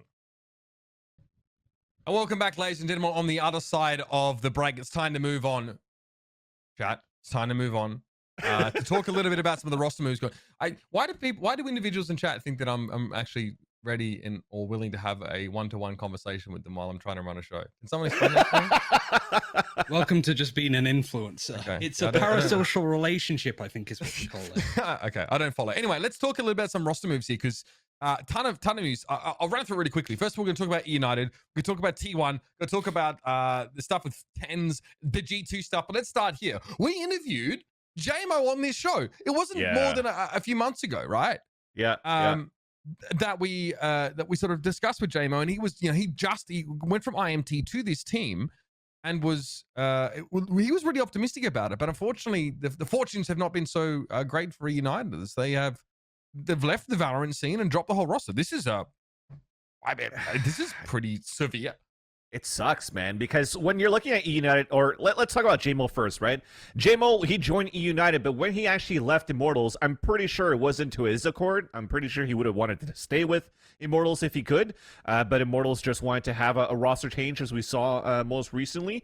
But then for eUnited, for JMO to join with this team, he was pretty optimistic about it, how they would do. They were actually having decent results, but unfortunately not qualifying to where they wanted to qualify to get it into the VCTs, right? Because they actually didn't make it into the top 32 or the top 16 when JMO was playing his first time with eUnited at that point. But eUnited, for me, I think it's just like an organization that was trying to find like a quick buck. Nothing wrong against eUnited. I think it's just a business plan that you kind of have as well. Well, I mean, yeah. Getting involved in Valorant like that it doesn't for me it's like the polar opposite of being involved. Like it's if you could actually qualify. That's the thing. I think the business model at this point for like a tier 2 org or a tier 3 org is like, because when you look at eUnited, they were also in CSGO and then they left CSGO. I think they were in Gears of War, Call of Duty. I don't know if they're still in that right now, but they come and go into different games and different esports when they're actually trying to grow, right? When it's first starting up. And then when you see like CSGO NA is currently dying, or there wasn't not enough events to actually support like the NA scene, then they kind of left NA CSGO. And now you see it for Valorant. Valorant, they said, okay, maybe with this roster, now that it's kind of new, now that it's still open bracket and open qualifiers to try to make it into Masters 1, Masters 2, there's a shot. And if they make it into top 8, top 4, whatever, their organization is going to get talked about now at this point too, and then hopefully that could carry a little bit more buzz to the marketing. But when they don't qualify and it doesn't work out and they don't have the budget to buy a high grade team at that point that's going to consistently qualify, that's where it becomes an issue, and that's where you're starting to operate at a deficit, and unfortunately you had to leave the scene. So it sucks for the team, it sucks for the organization, but at least I know for JMO and the rest of the team, as you saw from the tweet from Toe Casey, they do want to stick together. Yeah, I mean, like the last tournament they played in was the May qualifier for the Summer Championships, and they lost to Rise, who came second, and Rise are a really solid tier 2, tier 3 team, right? So it's a shame. I just think that this is going to be one amongst, I want to say, 15 to 20 orgs that will be pulling out as the year goes on. I think that you see Dignitas pulling out. They're a big organization, and they don't want any part, at least for now, to be involved in Valorant. I think you're right, though. It was worth a punt for eUnited to put together a team and see if they can make their way into like a closed qualifier, or maybe something like Reykjavik if things go really, really well. Version 1. Yeah, exactly. I mean, it's worth it, but I do think that there's some organizations that I look at, Noble, even Rise, built by gamers, Complexity as well. Like they have such middling results that they might have to just go, we can't make this roster any better with picking up certain free agents. It's just worth cutting our losses because we have to obviously invest more if we TSM want to win. It's not even this year is not important in the grand scheme of things. There's orgs that want to be part of a franchise, no doubt, and eUnited have probably sat there and gone, "We're not going to be high up on the list, right?" What's the point? Is there any point in us staying in this game? No. Okay, then we'll pull out. Space Station Gaming is another example for you, right? So as another one that had a decent roster that had to pull out. So I think there'll be some big orgs that will leave Valorant over the next couple of years. I don't mean like TSM size, because obviously they're the biggest ones and they just got a big boatload of cryptocurrency money. But I do think that, if I need to double check what the teams have got to the NA finals, but I depending on the teams, I can see 50% of them not being involved in Valorant going forward, because what's the point? I know that eUnited, there's an interest there in franchising from them, at least in the past, because I'm pretty sure they were sniffing around an Overwatch League spot. But I think it ultimately just didn't make a lot of sense. I actually think they got fucked over a little bit in that whole process, if memory serves. So we obviously don't know if, what the future is for Valorant esports, but we do know that the performance of the esport right now is definitely being monitored to see if there's any point in trying to go for some sort of franchise league setup. I think we know that there's definitely a right and a wrong way to sort of do those. So they're taking their time and sort of seeing how things pan out, and that's all well and good. It's just a shame to see. Look, it gets to a point in a scene like this where even if you build good players, they get poached by bigger teams anyway. So again, it's sometimes a short-term thing. By you sign players to a contract and you slap a buyout on them, and then you sort of you probably hope to see if they can sort of develop a little bit more into a roster, and then maybe there's some success for you. But it's not a charity. You know what I mean? So eventually you have to understand when you cut your losses. That's fair. Speaking of losses, this team has a lot of them to their name in recent times. So we have rumors about T1. And this is from George Geddes, again, writer with Upcomer, who we'll have to get him on the show sometime, because he does some great work for the scene. But he sources indicate that T1 is going to undergo some further changes. So Dazed is maybe dropped from the roster, who's obviously their IGL. This to me was like, definitely feels like one of the real last remnants of what T1 used to be, right? Obviously there's you still have Scar on this team, and Spider looks like they're going to keep him around, but this is a big move. Dazed has always had very strong opinions, I feel, about how this game should be played. Speaking to his teammates and stuff like that, and talking to people at T1, it was always like Dazed was pretty, as far as an IGL goes, pretty authoritative figure.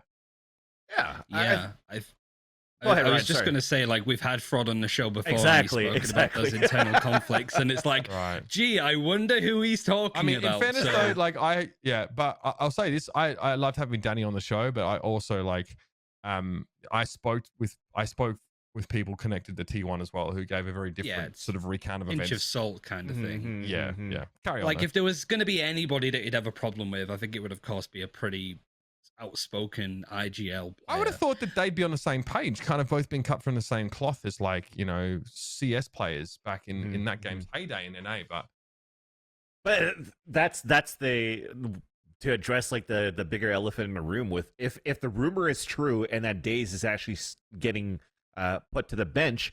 Who's going to be IGLing for this team now? Because when you're actually theory crafting what they had T1 in the past, when it was like, oh, well, if Dazed is gone, then AZK could potentially still call for the team for T1. But you look at the rest of this roster, I don't think Tim or Automatic has IGL in his Cloud9 days for Counter-Strike. I don't know if he's ready yet to do it for Valorant, because I think he's still trying to find his footing into getting the same success that he had in Counter-Strike within Valorant. So Doodle's not going to be calling, I think, at this point. I don't think he's ever IGL before, and you want him to focus on fragging anyways. Spider stays in. I don't know. I don't think he has that IGL potential. Could be language barriers, language issues. Is he going to have the leadership to be able to call for the rest of the team when there's already, according to Danny, issues with him and the conversations in the past when he first joined a team, that it's all aired out and cleared out. So who's going to be able to take that spot? Who are you going to bring in? Because, sorry if I'm putting a lot of these topics, but if ANS is also coming into the roster, I don't think he's going to be calling either. So what's going to happen to T1 at this point? Yeah. I mean, what's it going to take for this team to become competitive then? You know, and exactly. What candidate replaces someone like Dazed? You know, exactly. Such a would Curry start calling? Story. Would Curry start calling at this point? Maybe. I mean, Curry, he's quite young though, right? Yes. But there's a lot of like these young fraggers that still have a great mind to the game that could potentially start taking that responsibility to say, hey, let me give it a shot and see if it works out. And because he has a fresh mind to the game and that his tenure in CSGO maybe wasn't as long as the seasoned players that we currently have right now, maybe he's had more luck into developing his playstyle and understanding the game in Valorant that it can maybe help out. They're actually going to play with 4 players. David Dennis is going to download his consciousness into all of their brains. He's going to put himself into Valorant and make it a 4v4 game for Valorant 2. I'm just going to keep moving down. He's gonna jerk his shoulder forward, sat in his seat, and Scar's just gonna fire off a shot. You know what I mean? It's gonna be like that Terry Crews video. Have you seen it? Terry Crews is hooked up to a drum kit by these electric impulse things.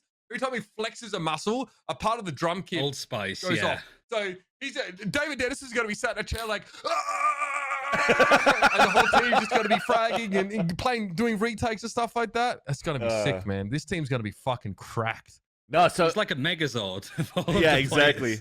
But I do agree with Mike's HD. I feel at this point there's potential that you might need to find an IGL for the team, and if you find an IGL for the team, that means that or it's going to be a 1-for-1 with Dazed and whoever's going to be coming in. Who's a free agent currently in NA? Who's a 1-to-1 for Dazed? Cutler would be an interesting one. Cutler. Yeah, actually, it makes sense. I don't think that's a terrible move either. Yeah, because now Cutler is a Silva player. Dazed was a silver player. That could definitely be a good 1-for-1. But again, I think if you want to go back to T1 saying, hey, they flew in ANS to come to North America to compete with T1 in the academy team for now. It might be cool. But if eventually they want to bring him up to the T1 side for him to be the main fragger from his tenure that he had in Overwatch League, then they definitely need somebody else, unfortunately, to drop to pick up an IGL, right? So what's going to happen at that point? So I don't think it's a bad thing though that T1 hasn't been getting like the right amount of success that we expect T1 to have, because I think if you're looking at other organizations right now, for example, NRG has been going through a lot of these changes so far to figure out the right recipe for success. TSM still going through that right now. Immortals is currently going through that right now, and G2 is currently one that's going through that right now. Trying to think about free agents who could IGL. Was Bergie an IGL on Renegades? Yes, he was. Yeah. So Bergie's potential. He was a smoke player, if I'm not mistaken. So there's potential there too if they want to switch out the roles as well, right? Because with this roster, I don't know if they have a set piece of what they each want to play, right? Because Scott could have played a breach, he could have won a duelist. You have the same thing with Automatic that went from a smoke to a duelist. So they could definitely try different things. He's definitely still signed to Basilisk. Okay. Yes, that's true. Because after he left Renegades, he did start playing for Basilisk. But then again, Basilisk unfortunately hasn't been finding that much success either. So they're still trying to build up as they go. Yeah, Dev would be a good one as a Cypher player. So there's potential. There's still some free agents that are available. That's the thing. We're talking about Theorycraft and all of these players. They're just going to bring in somebody that isn't a good fit at all. And we're sat there going, so who's going to play what? Who's going to IGL? It's just going to be... Why? This team... The T1 would do that, Ryan. That's a little They'll probably bring in like jammies, won't they? Like it will just be something where it's like, I don't understand how this will work. We now have Curry and jammies on Viper at the same time. If they, do you know what? Rumors are apparently, sorry if we don't have that on the run of show, sorry, but rumors are that Jammies is currently practicing with Team FaZe Clan. So that's going to be an interesting one. Murph might be benched for reasons. Like, so we'll start a rumor mill there. Reasons, you mean? Yeah, we'll start a rumor mill there. Probably reasons. Stop hiding behind this jargon. The guy. I mean, I saw the clips. Right, the guy. He tried to justify whatever. Anyway, so there's it. Yeah, we did is a caller. No, he's not a caller, is he? He's an IGL. Yeah, I'm pretty sure. Really? We did. I think. I don't remember. I don't know. I don't. No, it wasn't. I don't remember. No, I don't think it was. Anyway. We'll get back to that at some point, I'm sure. He wasn't a caller, though. The guy is just ice cold. Right, let's go back to Tenz, because that scenario now seems to be done. I think most people know about this. This is probably a little old news here, but we see this tweet. This is 1st of June. So a week ago now, where Sentinels sort of made it clear that Tenz, I mean, it's pretty clear who they're talking about. That Tenz has been secured. The VIP has been extracted. So that's obviously great news for Sentinels fans. It's probably great news for Jack Etienne's bank account as well. And for those of us who agonized on whether or not he would, I feel like there was no world in which he doesn't eventually get signed to this team now. Every time we were caught in this infinite loop, this temporal sort of loop, where every time Tenz dominated, we were like, oh, there goes the buyout. Yep, crank it up. Exactly. We're just memeing it up. We're just memeing it up at this point. And obviously there were like rumors about the amount there. And I don't think that, that's super relevant, but there is, so Sean Gares, so Sean Gares didn't like the situation. He felt pretty bad about the Tenz situation. I thought this was an interesting sort of little snippet to listen to here. You can hear Sean's reaction to people sort of talking about Tenz's scenario before he got signed. Like, haha, that's hilarious. I'm like, bro, what are you talking about? That's hilarious. That's our best player in NA stuck in contract jail. How is that hilarious? What about this is hilarious? Like, what? He's in contract jail from signing a contract when he was probably 18 years old. Like, and his value lies in the fact that he's an influencer that pulls fucking 10,000 concurrent viewers on his Twitch stream. Like, what about that is hilarious? Okay, so obviously, this happens a fair bit. Just not with like these sick, insane players. Tenz signs a contract with Cloud9. It's a stipulated length of time. He competes with Cloud9 Blue. They don't find the results. Tenz decides, especially after Shinobi's departure, that he doesn't want to play on that roster anymore. So he moves, he remains under contract, and Cloud9 make allowances for him to sort of stream. And because he's so good, and probably because there's a little bit of hubbub about his situation, he's dominating the streaming game, still able to just to be, he's a bit freakish. 7 figures was the rumored amount. I heard 5 mil. I heard no more than 5 mil. So it's up there, a decent amount, but I think it's 1.6 actually in the end. I think it was 1.625 if I'm not mistaken. I'll have to confirm that. I think it was confirmed by George from Upcomer, but I'll have to double check that amount. George again. George back at it again. I thought it was 17 million. No way. No, just because I just wanted to run with like the with the rumors, right? So like as you were saying, Mitch, every time you added them all together, was that how you worked it out? Exactly. Add them up, that's how much you just moved the decimal point. It's just you're just mean with it at some point, because at the same time, like as Imagine in chat was saying, like running in production too is like Jack Etienne actually tweeted out like the whole hangover style meme of like money in the bank, and I had the fucking 808 song from Valorant at the same time too. When they won matches, like I secured the bag. So just to give a bit of a timeline of what's happening in there is that yes, Sean Gares is upset with what's happening for Tenz in terms of like the stuck in contract jail, but apparently from Jacques Etienne himself, he even mentioned that the deal was already talking, it was like back in April that this was going to happen anyways. So I think it was just a small thing of like legality at that point of like dotting the I's, crossing the T's, making sure that everything's okay so we can have a proper transfer into Sentinels. But I think at the same time, while all of this is happening, it's still very fun in games and super nice to actually start these rumors and like the whole money in the bank, what is going to be the buyout and stuff like that too, because it adds to the marketing value for both of these organizations, that when it does happen, the branding for both sides continues to grow. So I think it was really nice, a good publicity stunt to actually play around with this until it was actually official. It doesn't hurt you to sort of stoke the fires with speculation in that regard. I just think it's such an interesting scenario where, I mean, in the past, like player buyouts, player salaries, all that sort of stuff has been pretty not public, because people often haven't speculated to remotely this degree. But when you have, these sort of very competent journalists getting involved and sort of sharing with us some of this information, it really starts to make you wonder, okay, like how do we quantify the buyout value or the value of a player in an esport? It'll depend on the esport. It'll depend on the player's individual metrics. It'll depend on that player's ability to earn prize money and endorsement money and streaming money for their organization. So it's incredibly fascinating how you value an individual in esports. So I think this is a great case study. And these things end up being precedents. Like this is the way you do set precedent for a player So now people, if it's a 1.625 amount for Tenz, then people go, well, okay, well, I'm like 80% Tenz is potential, you know what I mean? And then, or whatever. So then people will use this existing precedent to base their buyouts around, and also they're asking when they negotiate. So it is helpful for this information to be out there, much in the same way as it was good for casters' rates to become much more public. It allows people to value themselves more accurately. So it's just a very interesting situation. Obviously, I'm nerding out a little bit of it. Fundamentally, as a fan of Tenz, a fan of Valorant, it's great for the NA region, great for competition. Cloud9 Blue weren't that far away from making it to Masters themselves without him. So yeah, everyone's happy. So close. Jack gets some fat stacks. So it seems like everyone's happy there. Obviously, the speculation got a little bit rampant, but that's the beauty of it. That's what happens when you have so many people invested in these storylines in Valorant. Yeah. So.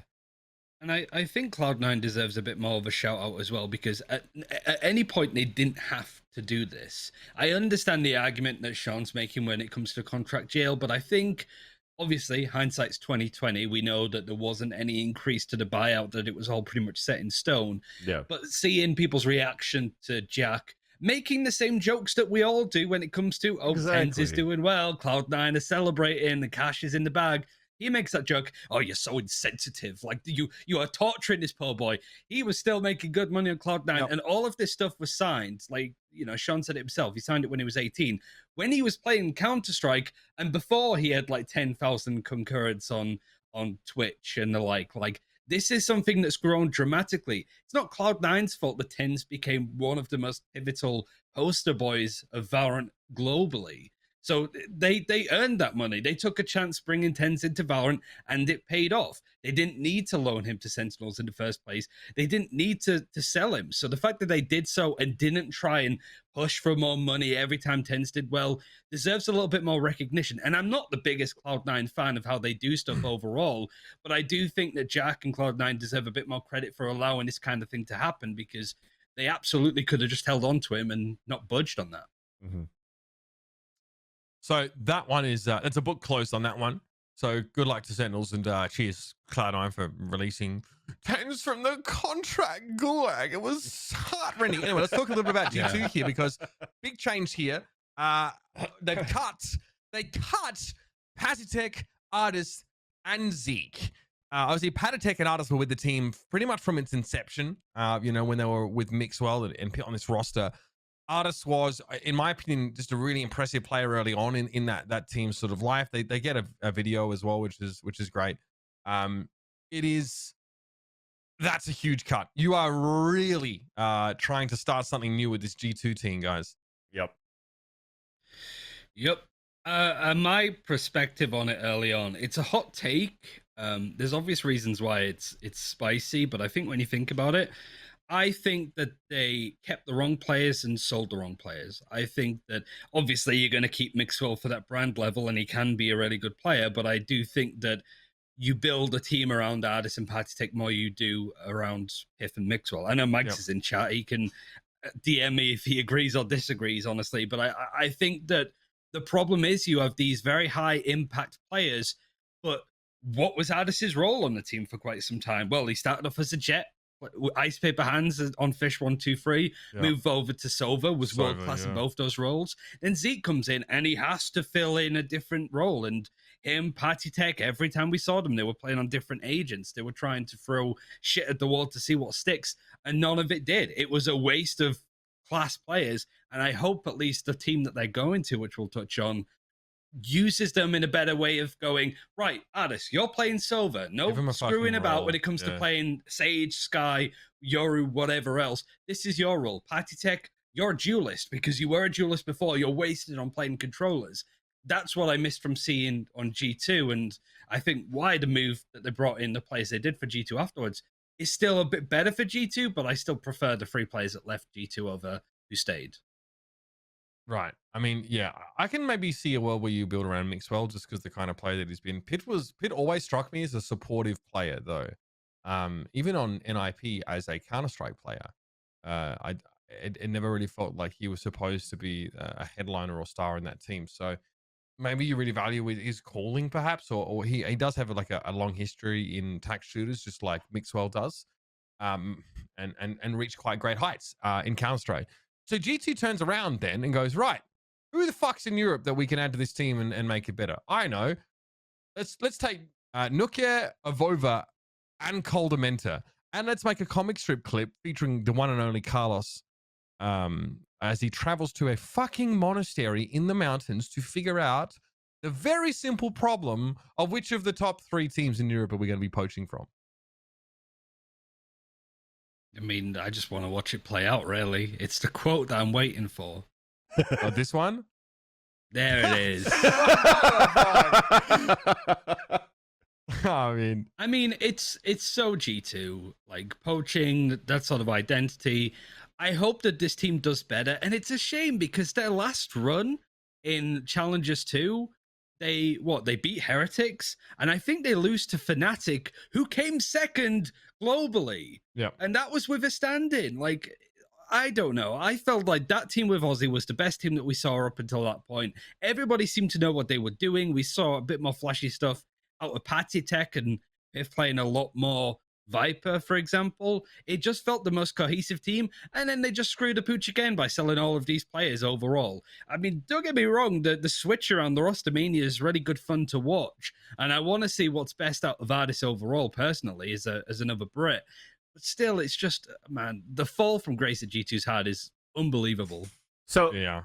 But when you got Aussie in, so when they look good was when we actually praised G2 for the fact that, hey, they sort of have an IGL that's pulled them back a bit to say, hey, maybe it's not a good time to push and stuff like that too. And when we were talking about what changes need to be done to G2 was the fact that they need an IGL. Now that they have Coldamenta in here, and also the fact that they added 2 other players right now, there's still some type of, like, you still need room to, like, you know, practice and get that synergy together, because you have 5 almost completely different players playing together at this point. With 2 ex-teammates on each side, and then Coldamenta being on his own, if I'm not mistaken, for that type of roster change, right? So I think in due time, this roster is still going to look very, very good. I think the LVP tournament where they lost to Team's Finest maybe is not a great start, because it's like, oh shit, okay, well, we want to come out with a big impact because we have the G2 name behind us.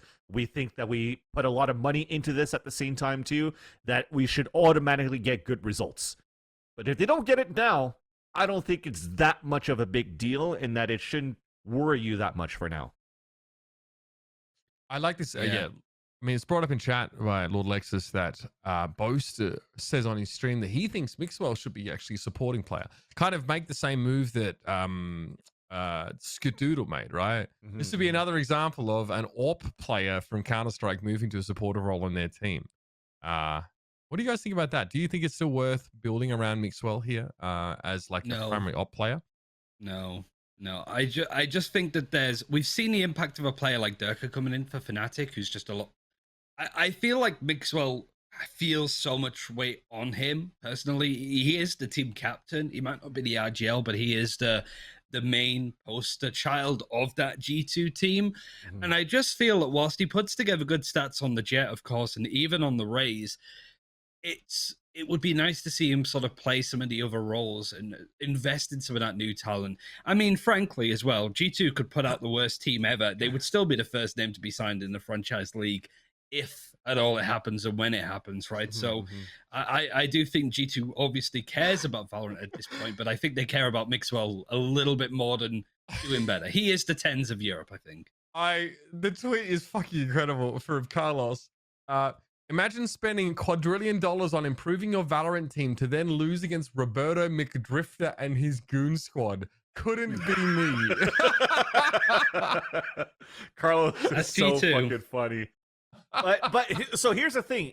So there's no footage on the match versus Team Finest, right? But if you look at the rosters that they've used, on Bind, you actually did have Mixwell play a Yoru, and he was still like second in terms of the fragging department, I think, on that map itself. So Scoreboard Steven. Yeah, exactly. Scoreboard Steven, exactly that. But I mean, he's still putting those numbers like we want him to. So do we still want to try to build around Mixwell in terms of a team captain? I'm actually along the school of thought of saying maybe we should. I mean, he has a lot of pedigree under his name, and I think it's just the other elements around of like, how do you want to synergize his team? That's going to be a big responsibility for Coldamenta at this point. I do think overall, though, if I see Nuki playing second fiddle to Mixwell in the same way that Doma does for Durka, I would be pretty pissed off because Nuki is one of, if not the best entry player, one of them in the world, certainly when it comes to Raze. There's a lot of really good Razes out there, but when it comes to actually playing a race like a Jet and taking that space and being aggressive and getting in the face, nobody does it better than Nuki. So if they're like, Mixwell's going to play Jet, Nuki's going to play, I don't know, Sage or whatever, I think I would lose my shit. I think I would mold off the rest of my hair from watching that because I feel for G2. They have the players. They were the Harlem Globetrotters of Valorant for a while, but then when it came to, right, who's playing in what position, they're just like, yes. That's it. That was their game plan for 2021. Right. Anyway, we know that Zeek also, gets cut from this team. Acend snap him up pretty quickly here. Obviously, Acend lose Cold Dementor in this shuffle, and they take Zeek. So, obviously, there's definitely some belief in what Zeek can provide. Obviously, a Polish ex-Fortnite player comes in G2, plays a lot of Reyna to start with. A lot of Reyna. What does he end up mixing up a bit, guys? In terms of what I got some Scrim bucks. Okay, give me Scrim bucks. I like that. I was talking to a team because it was funny because the person that linked this was Yinsu. An hour and a half after talking to her, she's on Boaster stream and says, "Oh yeah, apparently I said they're doing really good." Was oh shit, yeah. It basically, most people knew this was happening for months now. I think it's only really come together mid last month, like a week before the teams made their way to Reykjavik, like Sentinels and stuff.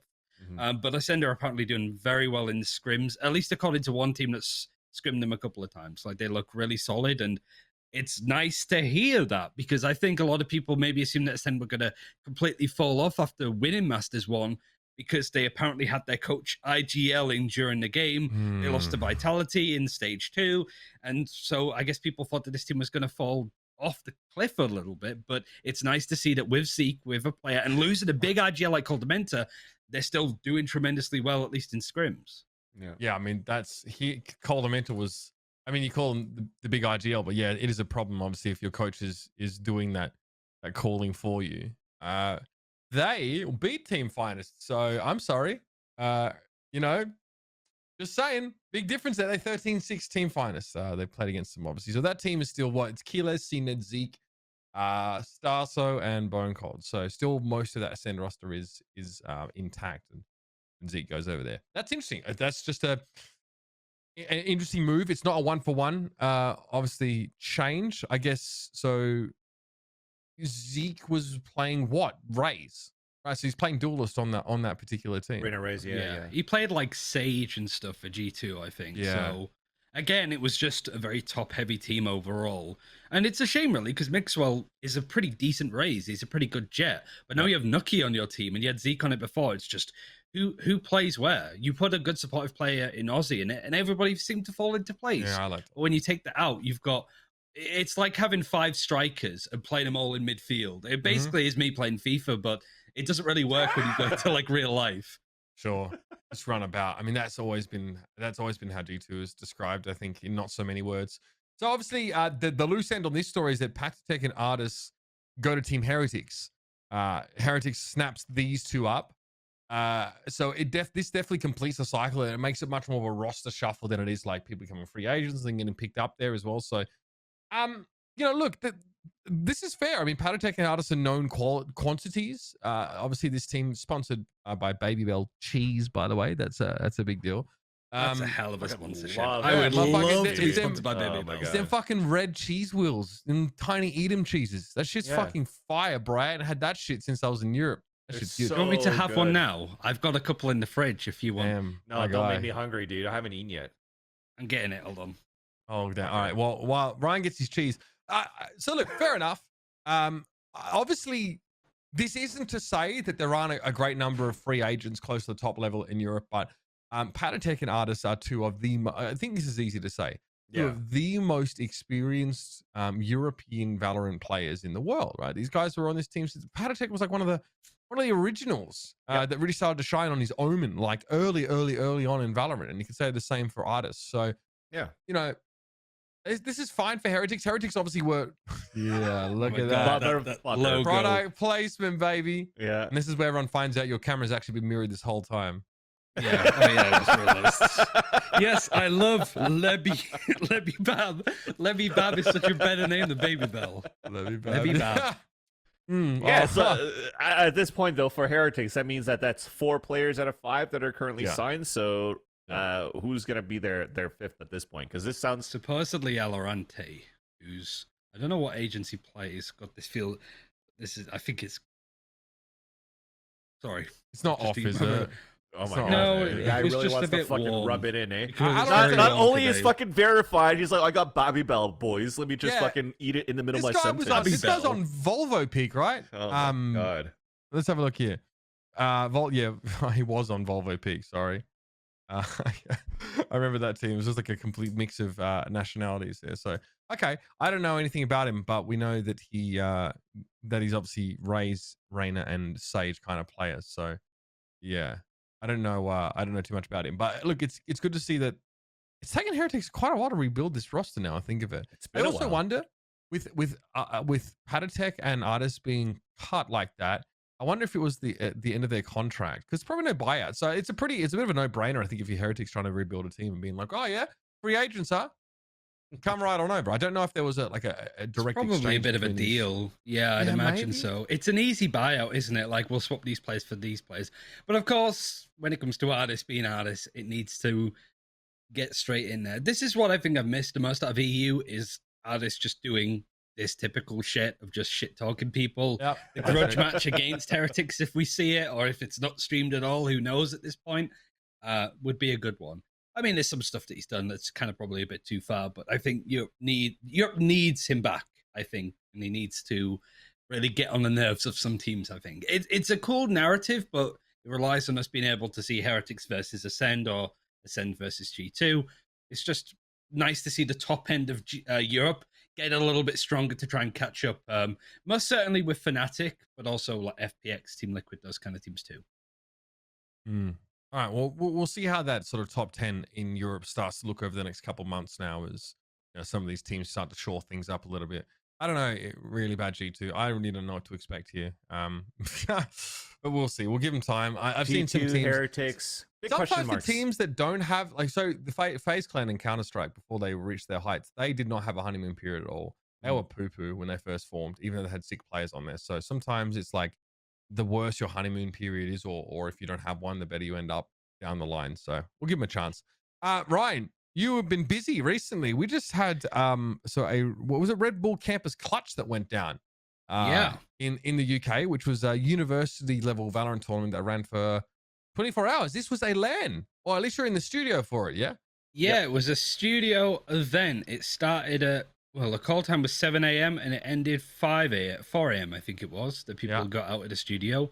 And yeah, basically, there's this big finals happening in July. These were all of the qualifiers to get there. Here's me with a bit of a belly, I'll be honest. It happens. But also, still handsome. The wet dream of any analyst ever, drawing arrows to stuff. I got to use it once. And yeah, it was a lot of fun to be able to be a part of a studio to cast on LAN. Unfortunately, I had to cast play-by-play, which wasn't ideal. But I thought I did okay. I wasn't, going up to compete against the likes of Mitch or Pansy for anything like that. But considering I think one of my biggest issues personally has been like energy and stuff, it felt nice to just shout my head off in a studio full of about 40 people.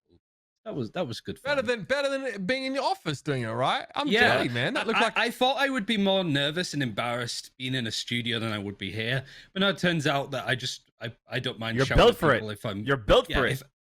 And the studio's nice as well. The Gfinity one, it looked gorgeous, and it was just a cool change of pace event, I suppose, and to have something based in like the not collegiate level, they didn't want us to call it that, but yeah, like all universities from all around the world, casting from Oceanic to Korea. And Korea, by the way, is a stand-in. They had Kelly from Down One Gaming as a stand-in that was studying at the same time.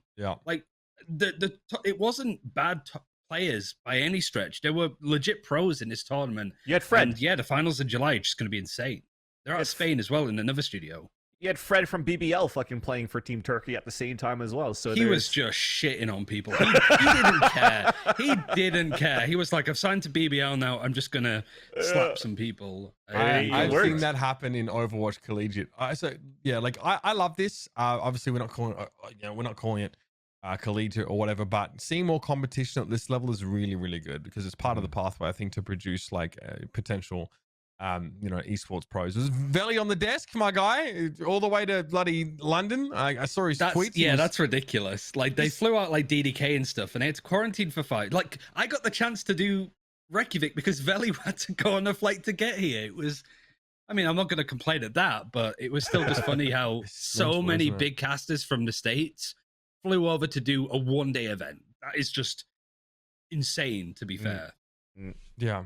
No, absolutely crazy. So obviously the budget is there, which is awesome. Because I think that collegiate, I'm calling it collegiate. I don't know any other way of saying it. It's collegiate esports definitely deserves this kind of level of budget. We're also seeing this pop up in high school a bit as well. Like I love the collegiate League of Legends scene in North America is really strong. The Overwatch scene is also pretty good there. So I think that stuff is très importante. So that looked like a great event. And that studio is great. The Gfinity people are absolutely top class. Really great people to work with.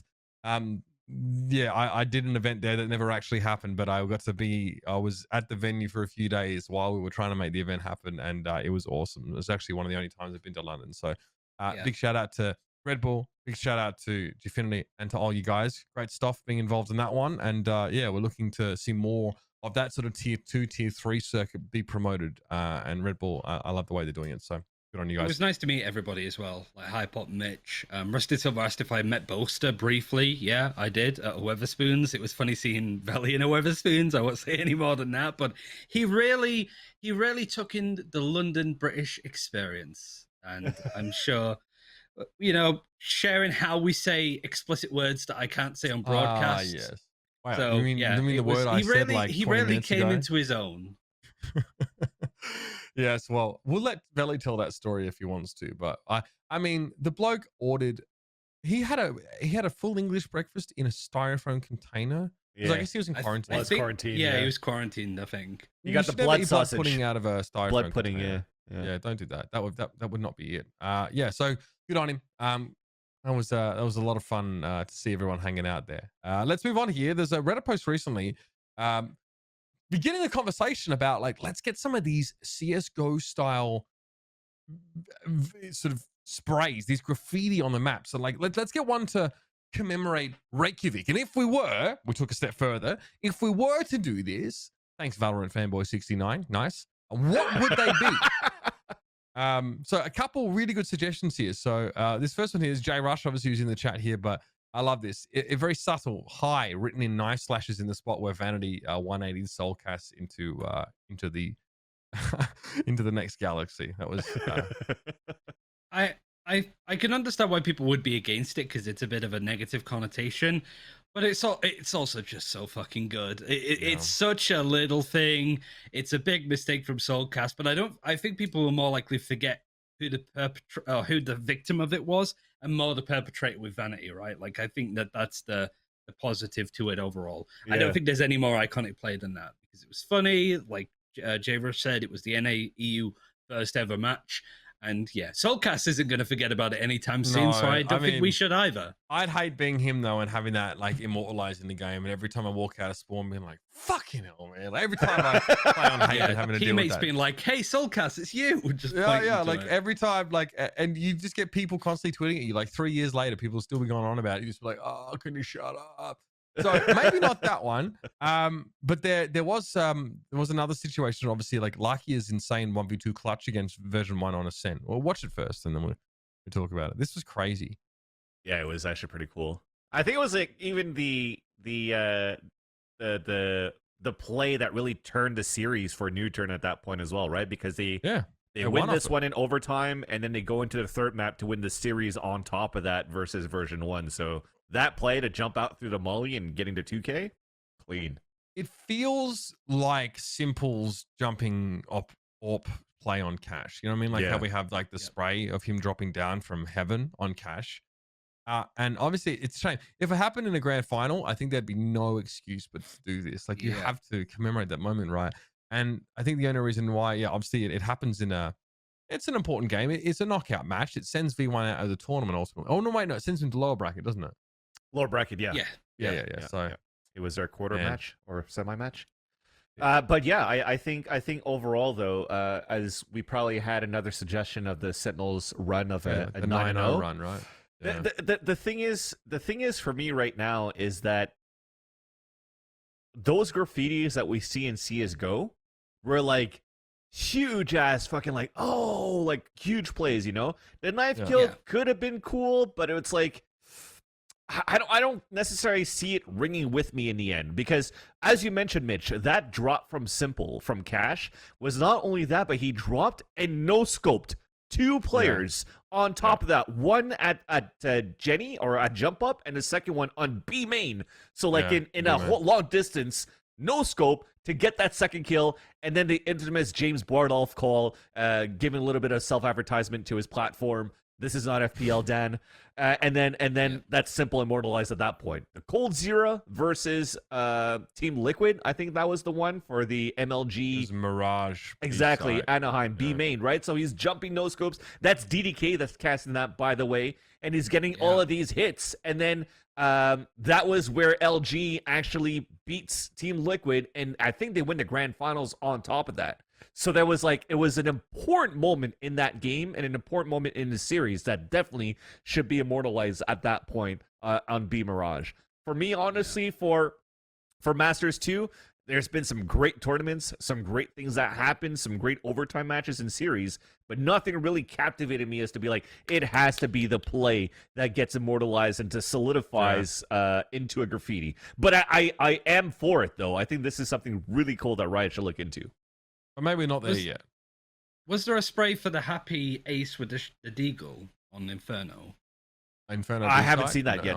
No, because I don't think they had graffitis yet. That was like, but you could always retroactively do it. But that was Semler's casting, wasn't it? It was Semler casting the B-main. Oh, happy.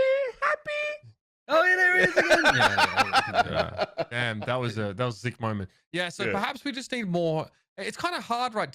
Valorant's the kind of game where like people are constantly innovating and showing us some crazy things, right? So it's kind of hard to gauge at what point we should be like considering a play to be of that magnitude. But I think they're all amplified by them being in like an arena with a screaming crowd. Like the event really has to be of a certain class for the play because the stakes are much higher. So for obviously, let's not pretend like Masters wasn't the highest stakes Valorant event in recent history, but or ever, I should say. But maybe it doesn't quite have that same sheen because there was not a crowd screeching behind it. And those moments, by the way, are the ones that make your whole career as casters. Those are the ones that make all the bullshit worth it.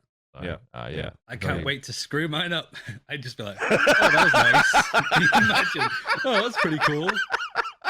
Well, Reddit would love that. The upside is, unless you decide to jump shift to the play-by-play lane, you probably won't have to. Worry about that too much. So I mean, who knows at this point? There's like 9 color casters in Europe and like 2 play-by-plays. We're all sharing them like some, what's the word? Polyamorous relationship between casters. It's just one big fucking casting orgy in Europe. You heard it, ladies and gentlemen. Yeah. I mean, that'll get worked out. I know there's been clips on Twitter. Don't put that one.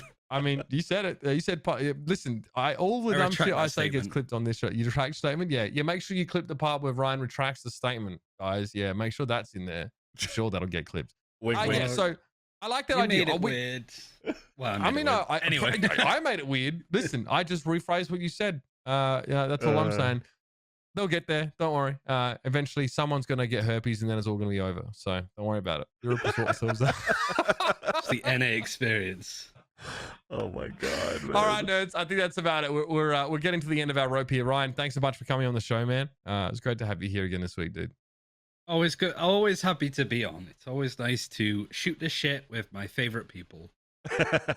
Vansili, you fucking suck. Thank you very much, Heather, for coming by as well. Really great to hear a little bit about how things went down, because I think we can agree that a lot of the observing techniques are really state of the art, and everyone, even the layperson, was really impressed with the observing, and I really liked how that craft is being elevated. So just a big thank you as well to the hard work of the observers and the production staff over there in Reykjavik. And that's all from us this week. We'll see you next week for more clippable moments, and we'll sift through the sands of time of the last week of Valorant and see what else we can come up with. Thanks for joining us, everybody. We'll see you next week.